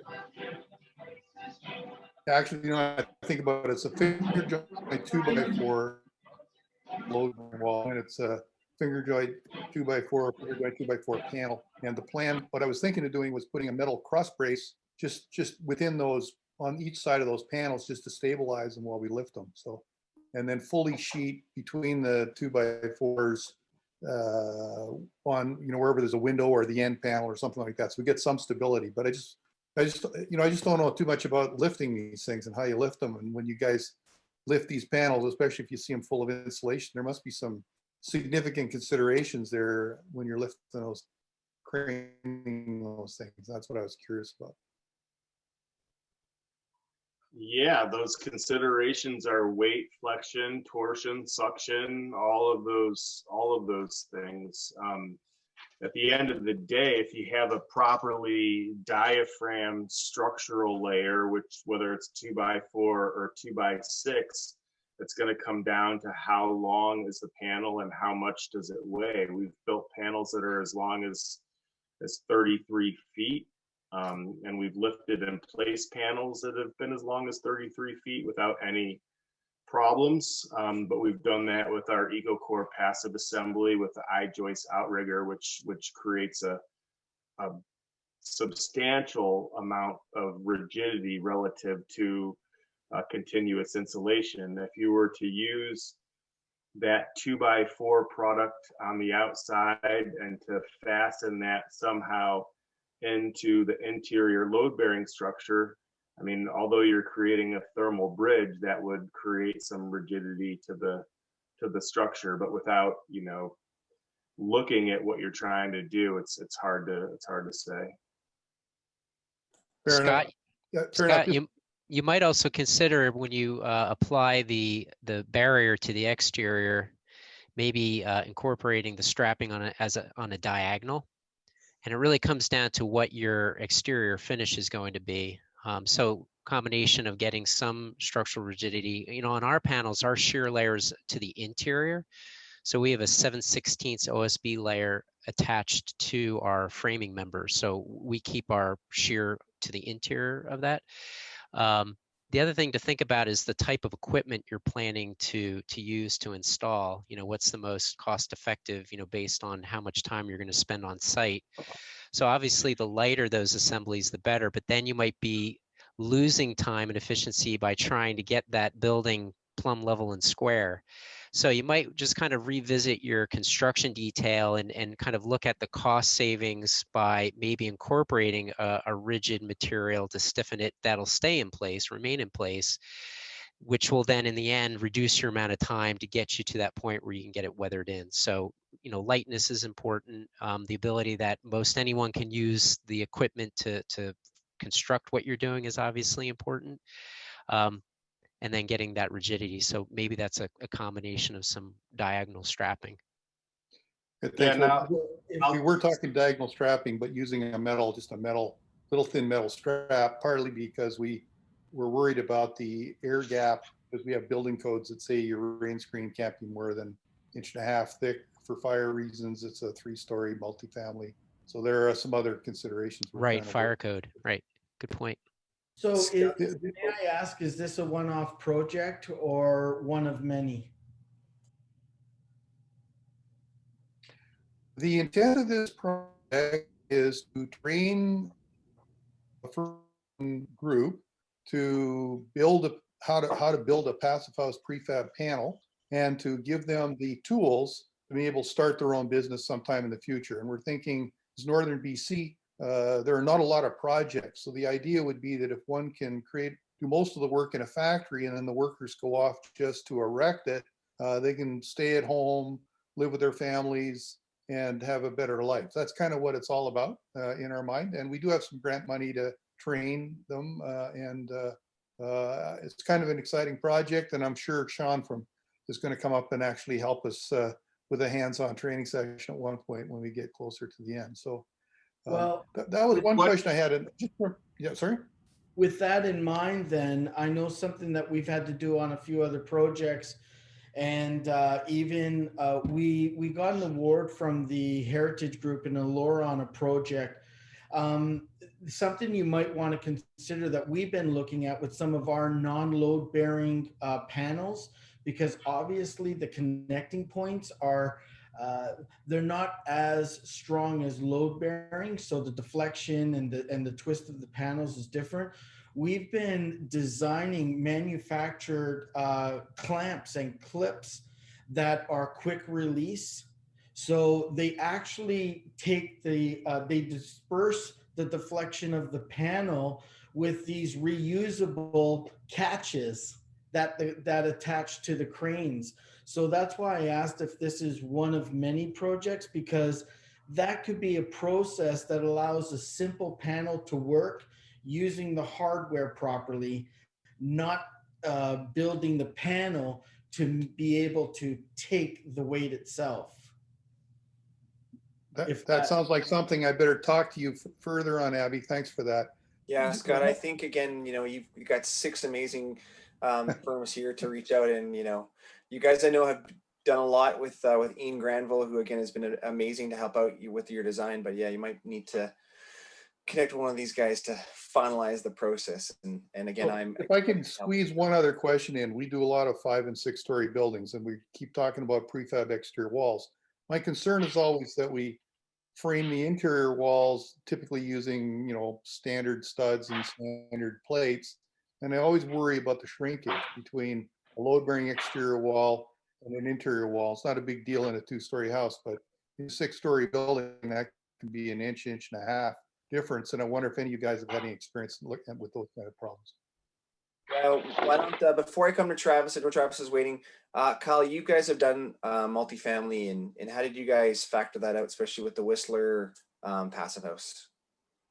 We had kind of a it was like a hybrid platform and balloon frame structure there that's kind of allowed us to get around the whole plate shrinkage idea. And then the end panels, so like the rim joist of our floor panels was LSL rather than standard dimension lumber. So in terms of radial shrinkage, we didn't really experience a whole lot. Thanks. Anybody else that did multi you want to talk about dealing with shrinkage and dimensions and all the fun stuff? Well, before someone picks up here, just to think about in prefab though, these factories are building down to millimeter construction. So it's not like you're maybe a typical framer, not to say anything bad about framers, about tolerances, but these automated prefabricated systems are millimeter precision, which is pretty amazing. So I know that can help out with how things can grow. Go ahead, Chris. No, I was just gonna answer Scott relative to interior wall shrinkage versus exterior wall shrinkage. It really comes down to materiality and how it's fastened. Like the linear coefficient of expansion of SPF, if it's being used structurally in both conditions, is relatively similar. It just comes down to what is the nailing pattern on the structural diaphragm of that SPF and what is the nailing pattern on the interior walls, and not being able to pick up those studs across the field of the interior walls is likely the difference between that and the exterior walls. And I think that absolutely should be considered. Excellent. Thanks, Chris. Travis, I know you wanted to chime in. Say hello. Great. Yeah. Thanks, Sean. Yeah. So I'll just say a quick thing because I can't stay on too much longer, but I appreciate it. So I don't know if Peter's on here, but Peter and I are working with Eco Cocoon, where our company is called Build with Nature, and we're representing the Eco Cocoon building panel, which is a prefabricated double stud wall that's infilled with straw, and been over 10 years in manufacturing and really successful, certified as a IPHI component and cradle to cradle certification, among other tests, fire testing, seismic testing. So it's fully vetted, and so those are available now in the States and in Canada through our company. We're trying to promote that, and that's a structural component that doesn't require a sheathing layer, so it has a diagonal bracing built into it, and so it's a fully vapor open and diffuse structural component, and obviously a very sustainable insulation and highly insulated building panels. So that's the basis of our system. We're cooperating with 475, which is why you may have seen some of our panels on the flyer there for airtightness. We definitely want to advocate for an airtight building in these assemblies, and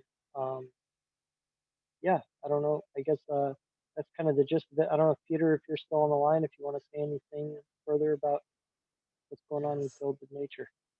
Yeah, I am. So thank you, everybody. Yeah, so we present Eco Cocoon in the United States. It's a prefab straw panel, and it's the way that every builder can be prefab, manufacture that way. That so we have all the straw panels. Any architect with any design they have, we can make a store panel that fit exactly around their windows and their design. And any builder can build it up, actually just putting the store panel in place.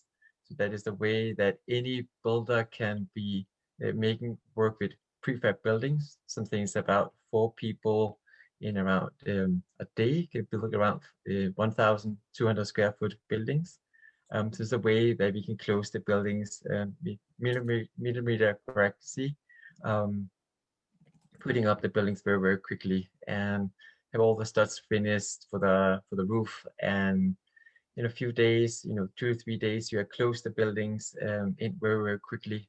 So all with store panel, instead of using, if you're using spray foam insulation, we're spending 120 years energy consumption, where we have minus 35 energy consumptions because we're working with straw. So we're very excited and look forward to make a lot of new buildings here in the United States.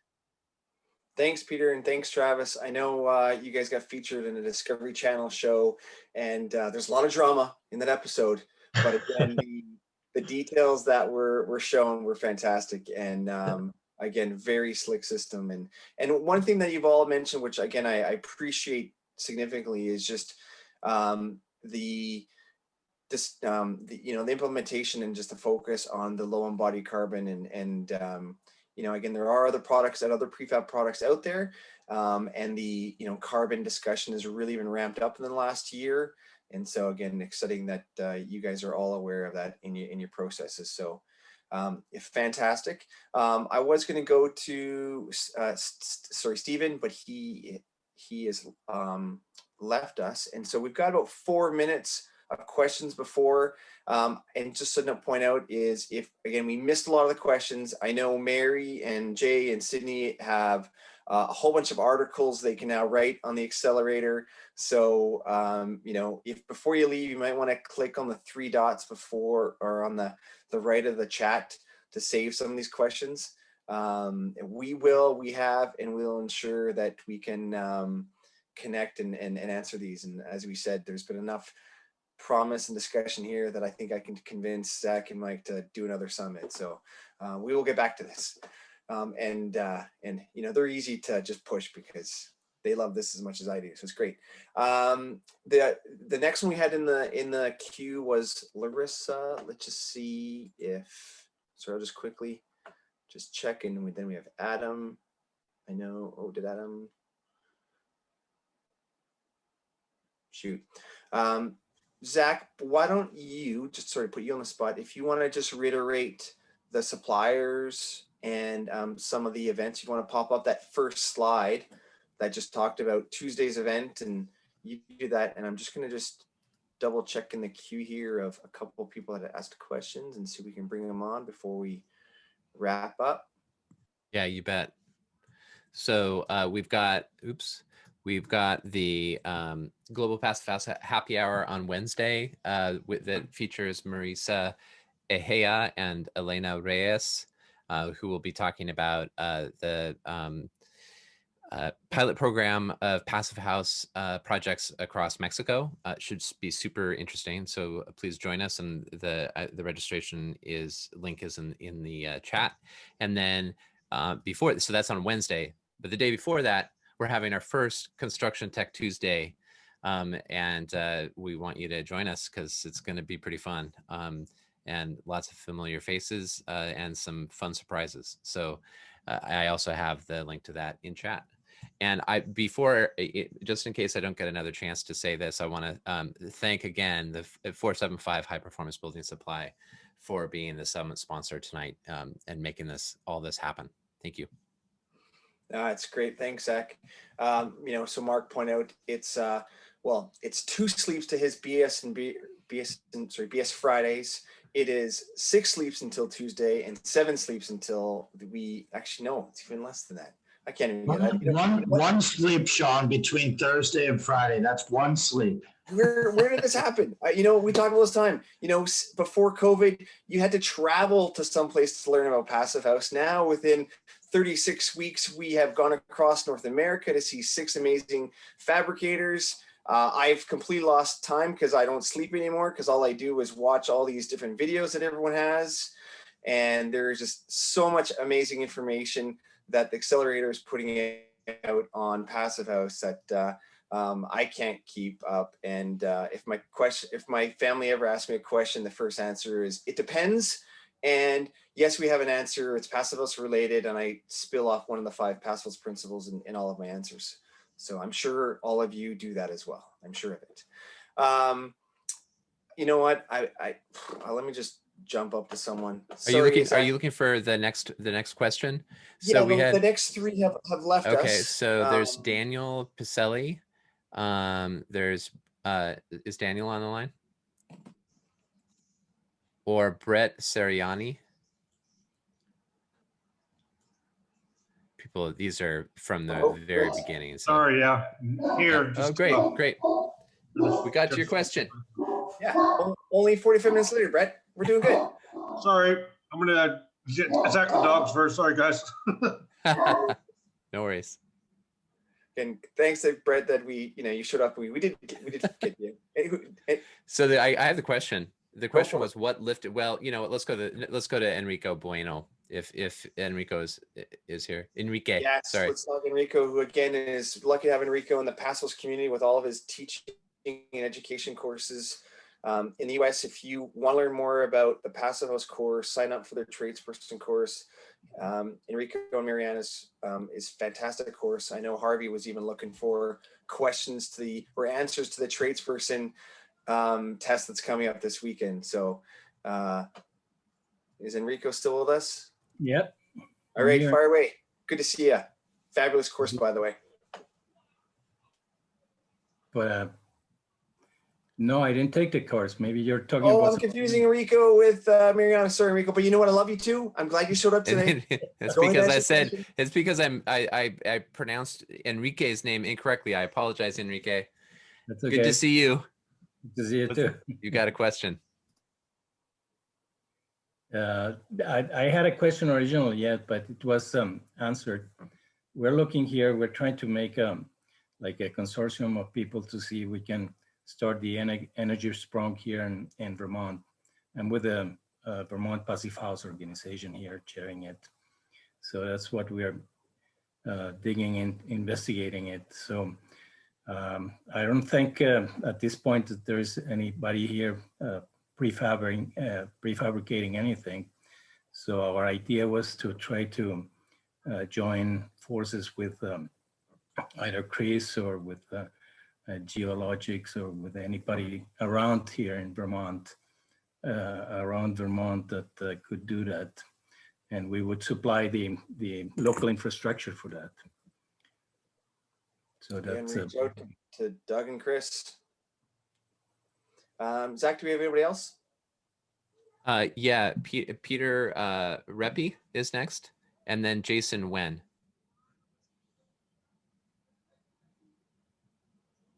Peter, go ahead. I think you're there.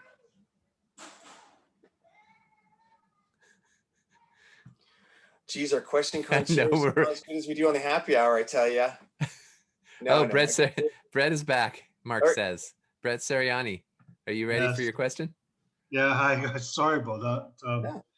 Yeah. We welcome dogs to the prefab passive house market as well. We need our friends or furry ones. Go for it. Yeah, well, they're big enough. So no, my question really was with regards to the rigging and lifting sort of methods that you guys use for the panels in order to protect the air barrier. Now I know you can use lifting eyes and rigs and that sort of thing, or just a simple sling, but how do you protect the weather and air barriers at installation and during delivery so that it's not ruined at time of installation?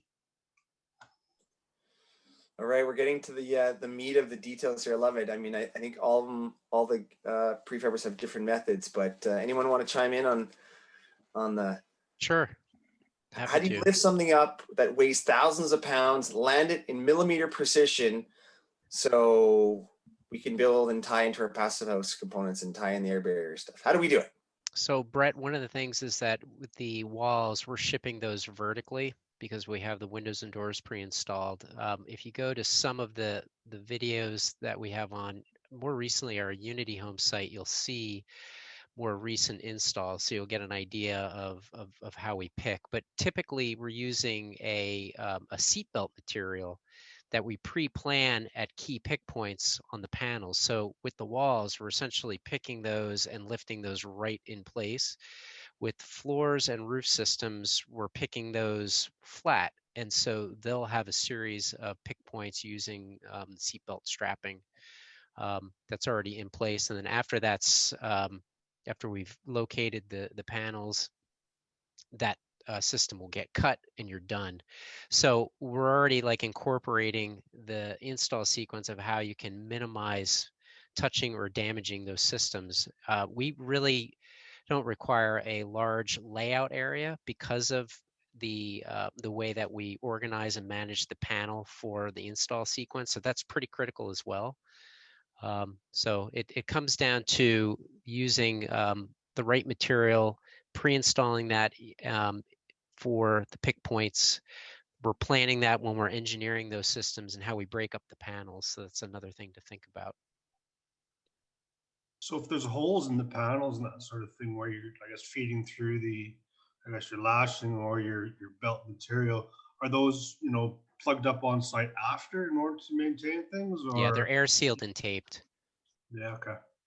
All right. Interesting. Thanks.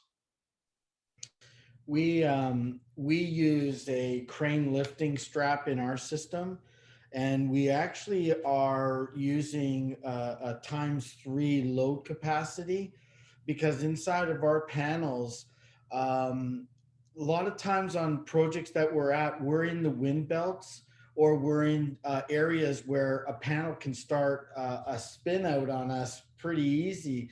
So a spreader bar is actually great for distributing the load and that, you know, taking the pressure off the panel. But we're fully engineered, so we actually engineer our panel to actually take that that press, I guess, of the straps to the internal of the panel, because the spreader bar sometimes works against the center point of a panel. So it could start spinning, but it could also start flopping. So we try to minimize that, and our successes has been beefing up the engineering on our lift points that is fixed and fastened within the panel and spread throughout the joining studs. So that when we do, just like Doug said, we cut the straps off afterwards. So it's a cost of doing business. But when we do eliminate the strap, we're able to insulate that portion and get our tapes and membranes sealed. Before that, because everything is already weather sealed when it's waiting for shipping, or it's been shipped to site and it's waiting overnight, we're already protecting that area for the lifting points. And because of that, we're actually able, our average install time of panels similar size to what Chris was talking about, because we can panelize up to 33 feet. We'll install a panel on average in 5 minutes, and that's our connecting. As soon as we attach our hooks and detach our hooks, that's our average install time. Great stuff, guys. Thanks, Abby. So everyone knows it's we're in a bonus time right now. I'm going to call it overtime, mainly because my wife hasn't called me to say it's dinner time. So, but again, you know, we've had 300 amazing people arrive and listen to us today. So if you do have to go, totally fine. I'm going to keep going until I get yelled at for my wife to come to dinner, which she said 15 minutes. So we've got some good overtime. But if any of the panelists do need to leave, you guys can. We've kept you for 2 fabulous hours. You've given lots of details and private stuff about what you're up to, which is fantastic. You know, and just before you guys do go away, I just want to say, you know, for years, my company that I followed was Balfritz. It's a company in Europe that's, you know, been doing prefab for 35 years, been business of 100. But I can say that I don't need to go across the pond to look for amazing prefab companies. We have them here. You guys are here. And I, again, we'll be promoting you as hard and as fast as we can so you guys can grow. But just thank you for, I love Chris, you just talked about it was where, 2009, you just fell in love with the process and you did it and you put your whole heart into it.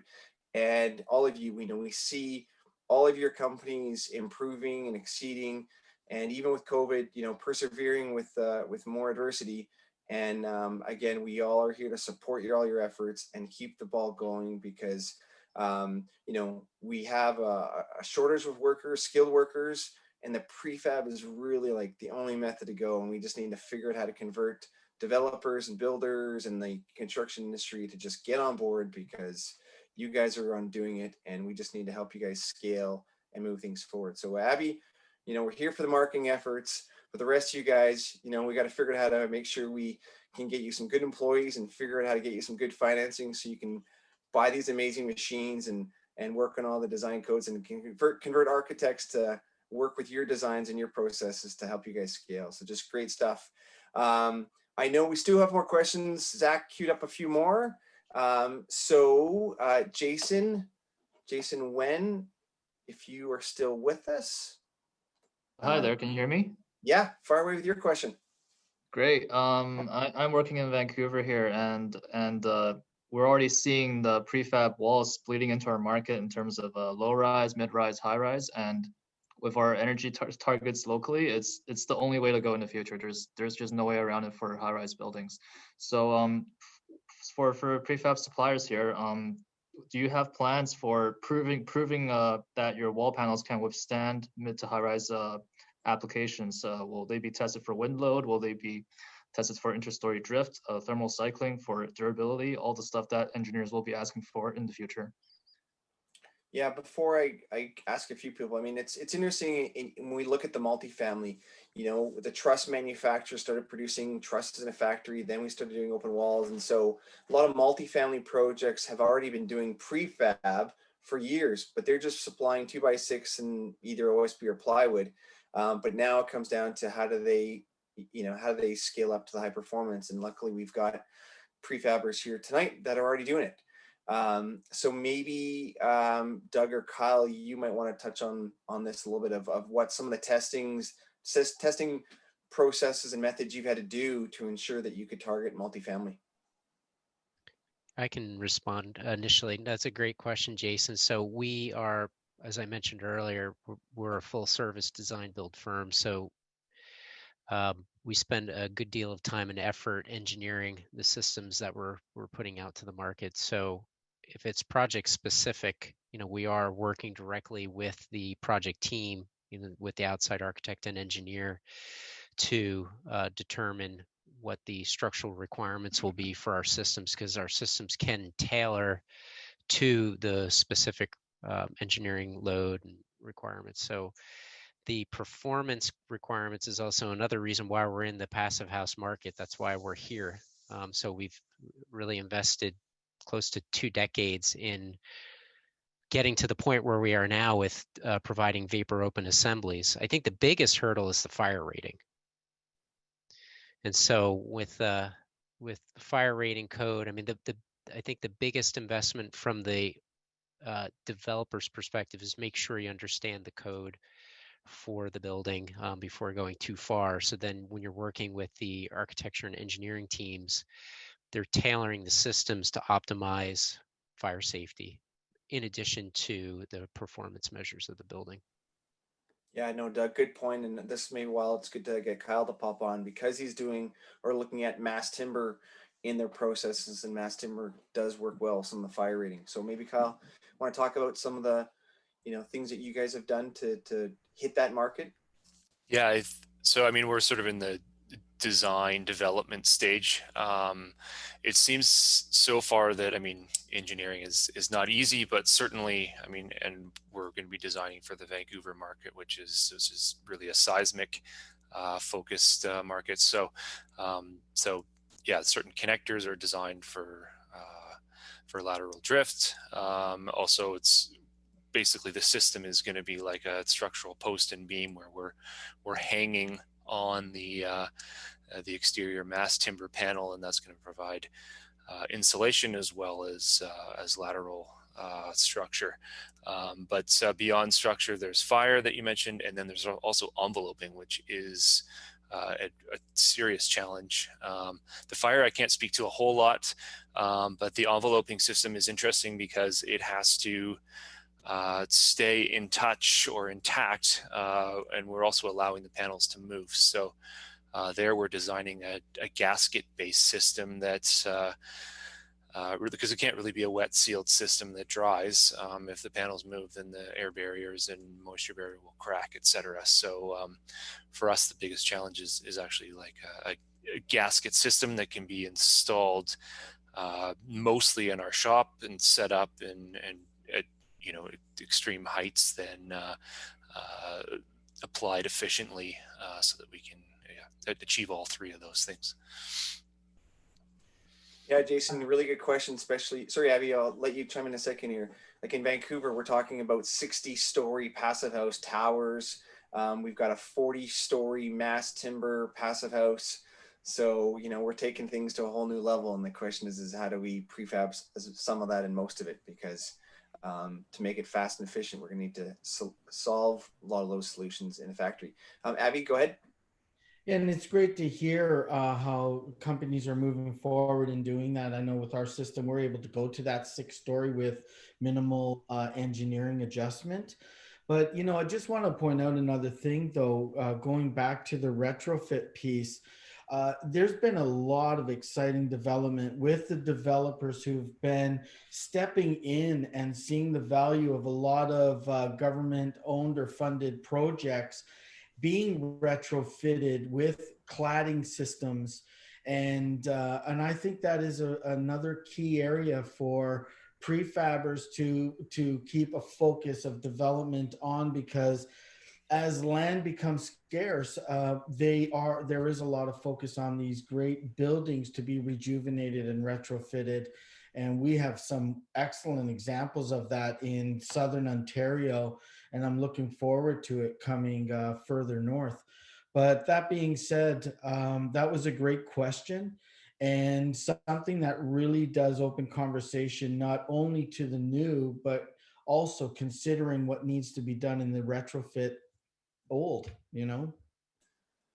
Yeah, Abby, honestly, you guys are going to be busy for a long time. So again, it's fantastic to see all the different options that can be used to keep you going. Okay, I think I'll keep pushing until my wife knocks on the door. Chris Chan, you had a question, and Chris, just give yourself a bit of an intro because people should know who you are, what services, because I know you just installed a beautiful line in BC Passive House. But you had a question about 58 minutes ago. Hopefully you remember. Thanks. Hey, Sean. Hey, everybody. Yeah, I had a question about the windows and doors, so thanks for answering that. I do have another question about the, I guess we deal with some of the producers who are just doing panels. Is there, I guess, what do you see as a space for them as far as Passive House? Do they really have to grow into modular? Or do you think that there's a place for panelized factories to come into this space? So yeah, thanks. Yeah. But so by the way, like I represent Circle America and Rangate, but we help folks to design their wood windows and get them certified through PHI, through the process, and then also help offsite construction factories to plan the layout and also provide them framing equipment. So yeah, thanks. Great question. Again, thanks for helping out the industry, providing excellent equipment at affordable rate that is fast and quick to install. And hopefully I'll be up to see BC Passive House new line soon enough, and we can show off all that fancy stuff. And so great stuff. Anybody you want to talk about? Again, most of you are doing elements, but the option of getting into modular or having separate lines to do things, either module pods. So I'll speak to that a little bit. I think that, in construction, whether it's Passive House or any element of concern. You've got all these different tools in the toolbox, right? And so panelization is one of the tools in the toolbox that I think offers enough flexibility to articulate any architectural ethos that can be developed. And although they may not always be super cost-effective solutions, there are solutions to meet any typology, right? And so I think that's the flexibility of panelization, I think is an important characteristic. Now you talk about modularization, that's a completely different animal, right? Now you're talking about a very close to turnkey situation where you're plopping down a geometric cuboid and then replicating that over a period of time and then putting a roof on it somehow and then filling in all the spaces where the components come together. And I think there's pros and cons to both aspects. That being said, we have just developed a passive house ADU structure that is essentially 13 feet wide by 40 feet long, that is essentially a 1-bedroom apartment that is completely turnkeyed into a module and has the capacity to be replicated on a larger scale over a period of time. We're just at the outset of beta testing, but it has worked and it has been successful. And I think that you have to look at both paradigms in terms of the value that they offer for each particular situation. And I don't think there's a broad spectrum solution for every situation, but I think that modularization caters towards larger commercial projects that are repeatable and replicable over a period of time, and panelization caters towards custom architecture that is maybe replicable, but more oftentimes bespoke based on the situation and the context of the building site and the environment that the building is going to live in. That was perfectly said, and I know what we've been experiencing is the panel really allows us to be diverse in projects and opportunities out there, that a specific project has their own requirements and needs. So Chris, that was spot on. What we've been looking at, we're hoping to launch in 2021 our Quantum Cube.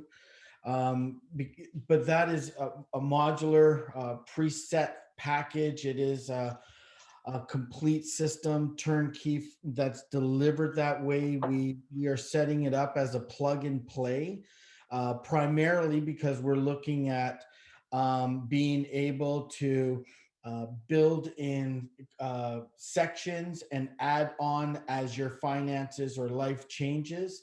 But it's also going to be beneficial in areas where you are in flood zones or mining companies. So rather than just build and let it go to waste, you can actually build and relocate. But the one challenge that we've been identifying, and I look forward to anyone to give suggestions or insight, is staying small with a modular in Passive House. It works well, but when you're dealing with sometimes the thicknesses of our walls, when is too small, right? So that's something that we are trying to work out well, and we're going to see what comes out in mid 2021. I'm just looking for a couple more questions here, but if any of the panelists want to chime into that, go for it. And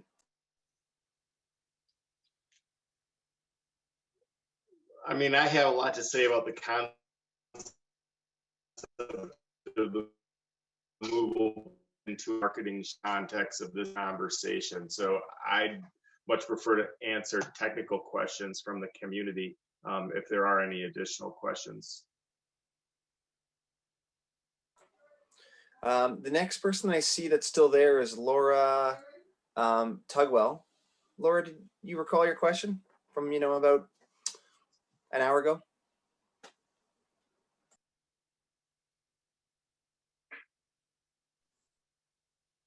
You know, actually have to look back at the chat. Hold on one second, please. Yeah, have fun with that. That chat's a mile long. So I've got it here, Laura. You had a couple. You were asking about the window, if the windows are installed by a local GC, and then Yes. also is it air tightness tested at the factory, et cetera. Exactly. Thank you. I'm curious about the window install, especially if it's done by a general contractor that's not quite well versed in the ways of Passive House and the details that are involved in that. I could speak a little bit to that. You know, as one of the companies that does not install windows in a shop, we are frequently asked that question: Can you install windows for us? And the answer is often yes. The only time it would be a no would be when there is a huge disconnect between our delivery timeline and the delivery timeline of the windows. So, you know, I don't think that we are much better at installing windows than anyone else necessarily, but the illusion is that we are. And I think that what we often try to tell our customers, you know, whether sometimes it's owner direct, sometimes it's through a contractor, but when we're talking with the homeowner, you know, everything we learned about installing windows is readily available on the internet as well. And my feeling is that with higher performing homes and mid-mounted windows, you're often installing them from the inside, and you're doing half the work on the inside of the house, which is a lot easier than it used to be.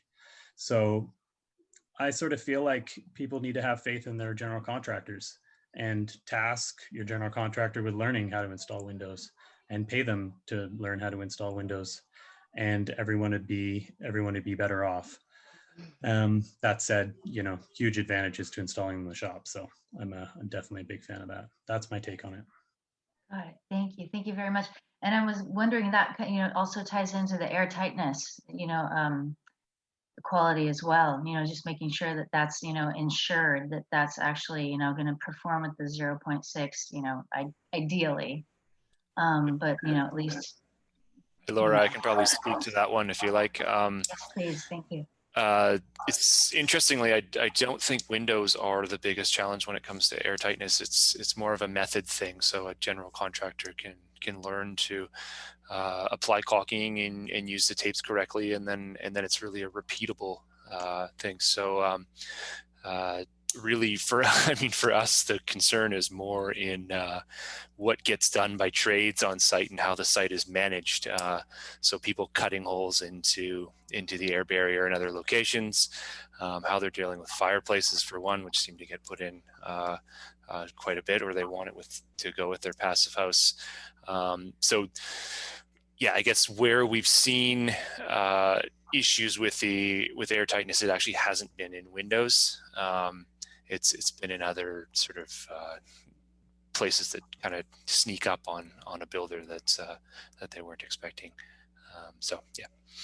I'm gonna jump in contrary to Kyle's comment, and what we've experienced is actually similar but almost opposite, in that we have actually seen windows be a primary source of leakage relative to the surface area of envelope in 10 or 15 of our builds particularly, which is why we stopped using UPVC windows almost 5 years ago. We had problems with the welds leaking, and we had problems with glazing to glazing bead connections leaking. And that being said, our worst blower door test in 10 years has been 0.4 ACH50.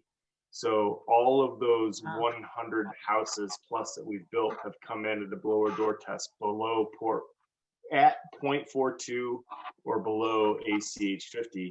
We have had situations where a majority of the leakage was from the windows, and once we transitioned to wood windows, that eliminated the problem. When you move to aluclad wood windows, you run into the same situation where you're relying on EPDM seals at the IGUs to maintain the air tightness layer. And I think there's a real disconnect in what people's understanding is of levels of quality of different window manufacturers in that regard. Relative to overall air tightness, it comes down to due diligence and people following the instructions that are laid out before them in terms of creating an airtight envelope system. And we're a systems-based company, so that's, I mean, it's important to follow the instructions. So Chris, what you're saying is the issue is more about the window product than the window install on site that the GC would be carrying out. And yes, I agree with you. Yeah. Yeah, that is what I'm saying. And again, it comes down to detailing, right? If you have specific window details that aren't followed by the general contractor, you're going to have potentials for window leakage, and you're going to have a decreased SI install value based on a non-conforming performance metric for that installation. But that's a priori of what I'm talking about in terms of the actual window product being airtight. And the DP testing that's done in the United States is not corollary to airtightness metrics done in the EU. And that's absolutely a fact. Yeah, no, and again, just to reiterate that when we talk about panels and the Passivhaus principles, you can't just bring one principle to the party. You got to bring all five. And if you don't bring all five, it ain't a passive house. You're going to have these issues. So, or maybe one more thing to add to that is, as far as a prefab company, we can't really guarantee air tightness overall. We can really just guarantee the air tightness of our panel system.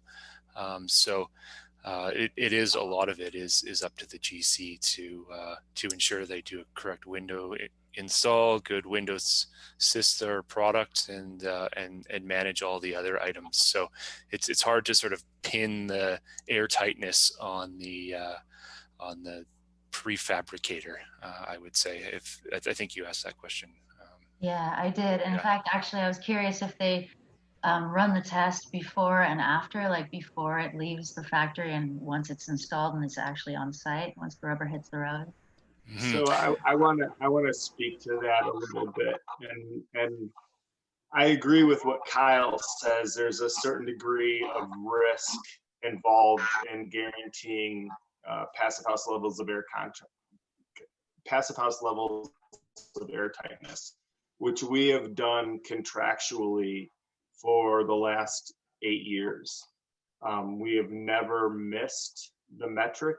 I think the difference is us doing the install versus a local GC doing the install. Send a site supervisor down there to supervise the build, to ensure that those instructions are being followed. If they're not followed, all bets are off.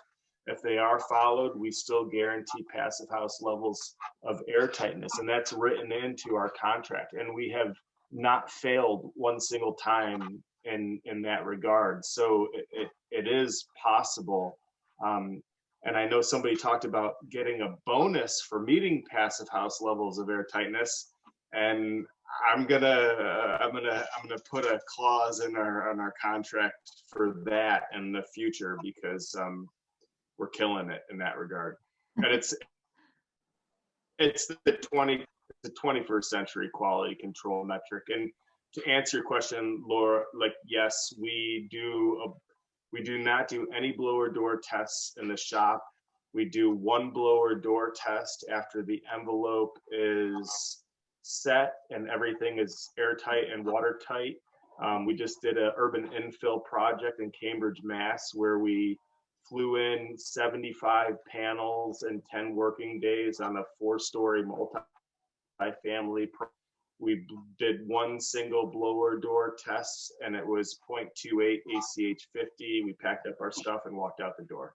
Yeah, that's beautiful. That's beautiful. That's absolutely wonderful. And Pretty Chris, good. is it a hammer drop when you leave, or because you can't do a mic drop, so you just hammer drop? Oh, like full on Obama style, just like yeah. No, that's not my style, dude. We're just like peace, like it's all good. Good bow and Namaste. Not so much namaste, but like it's No worries.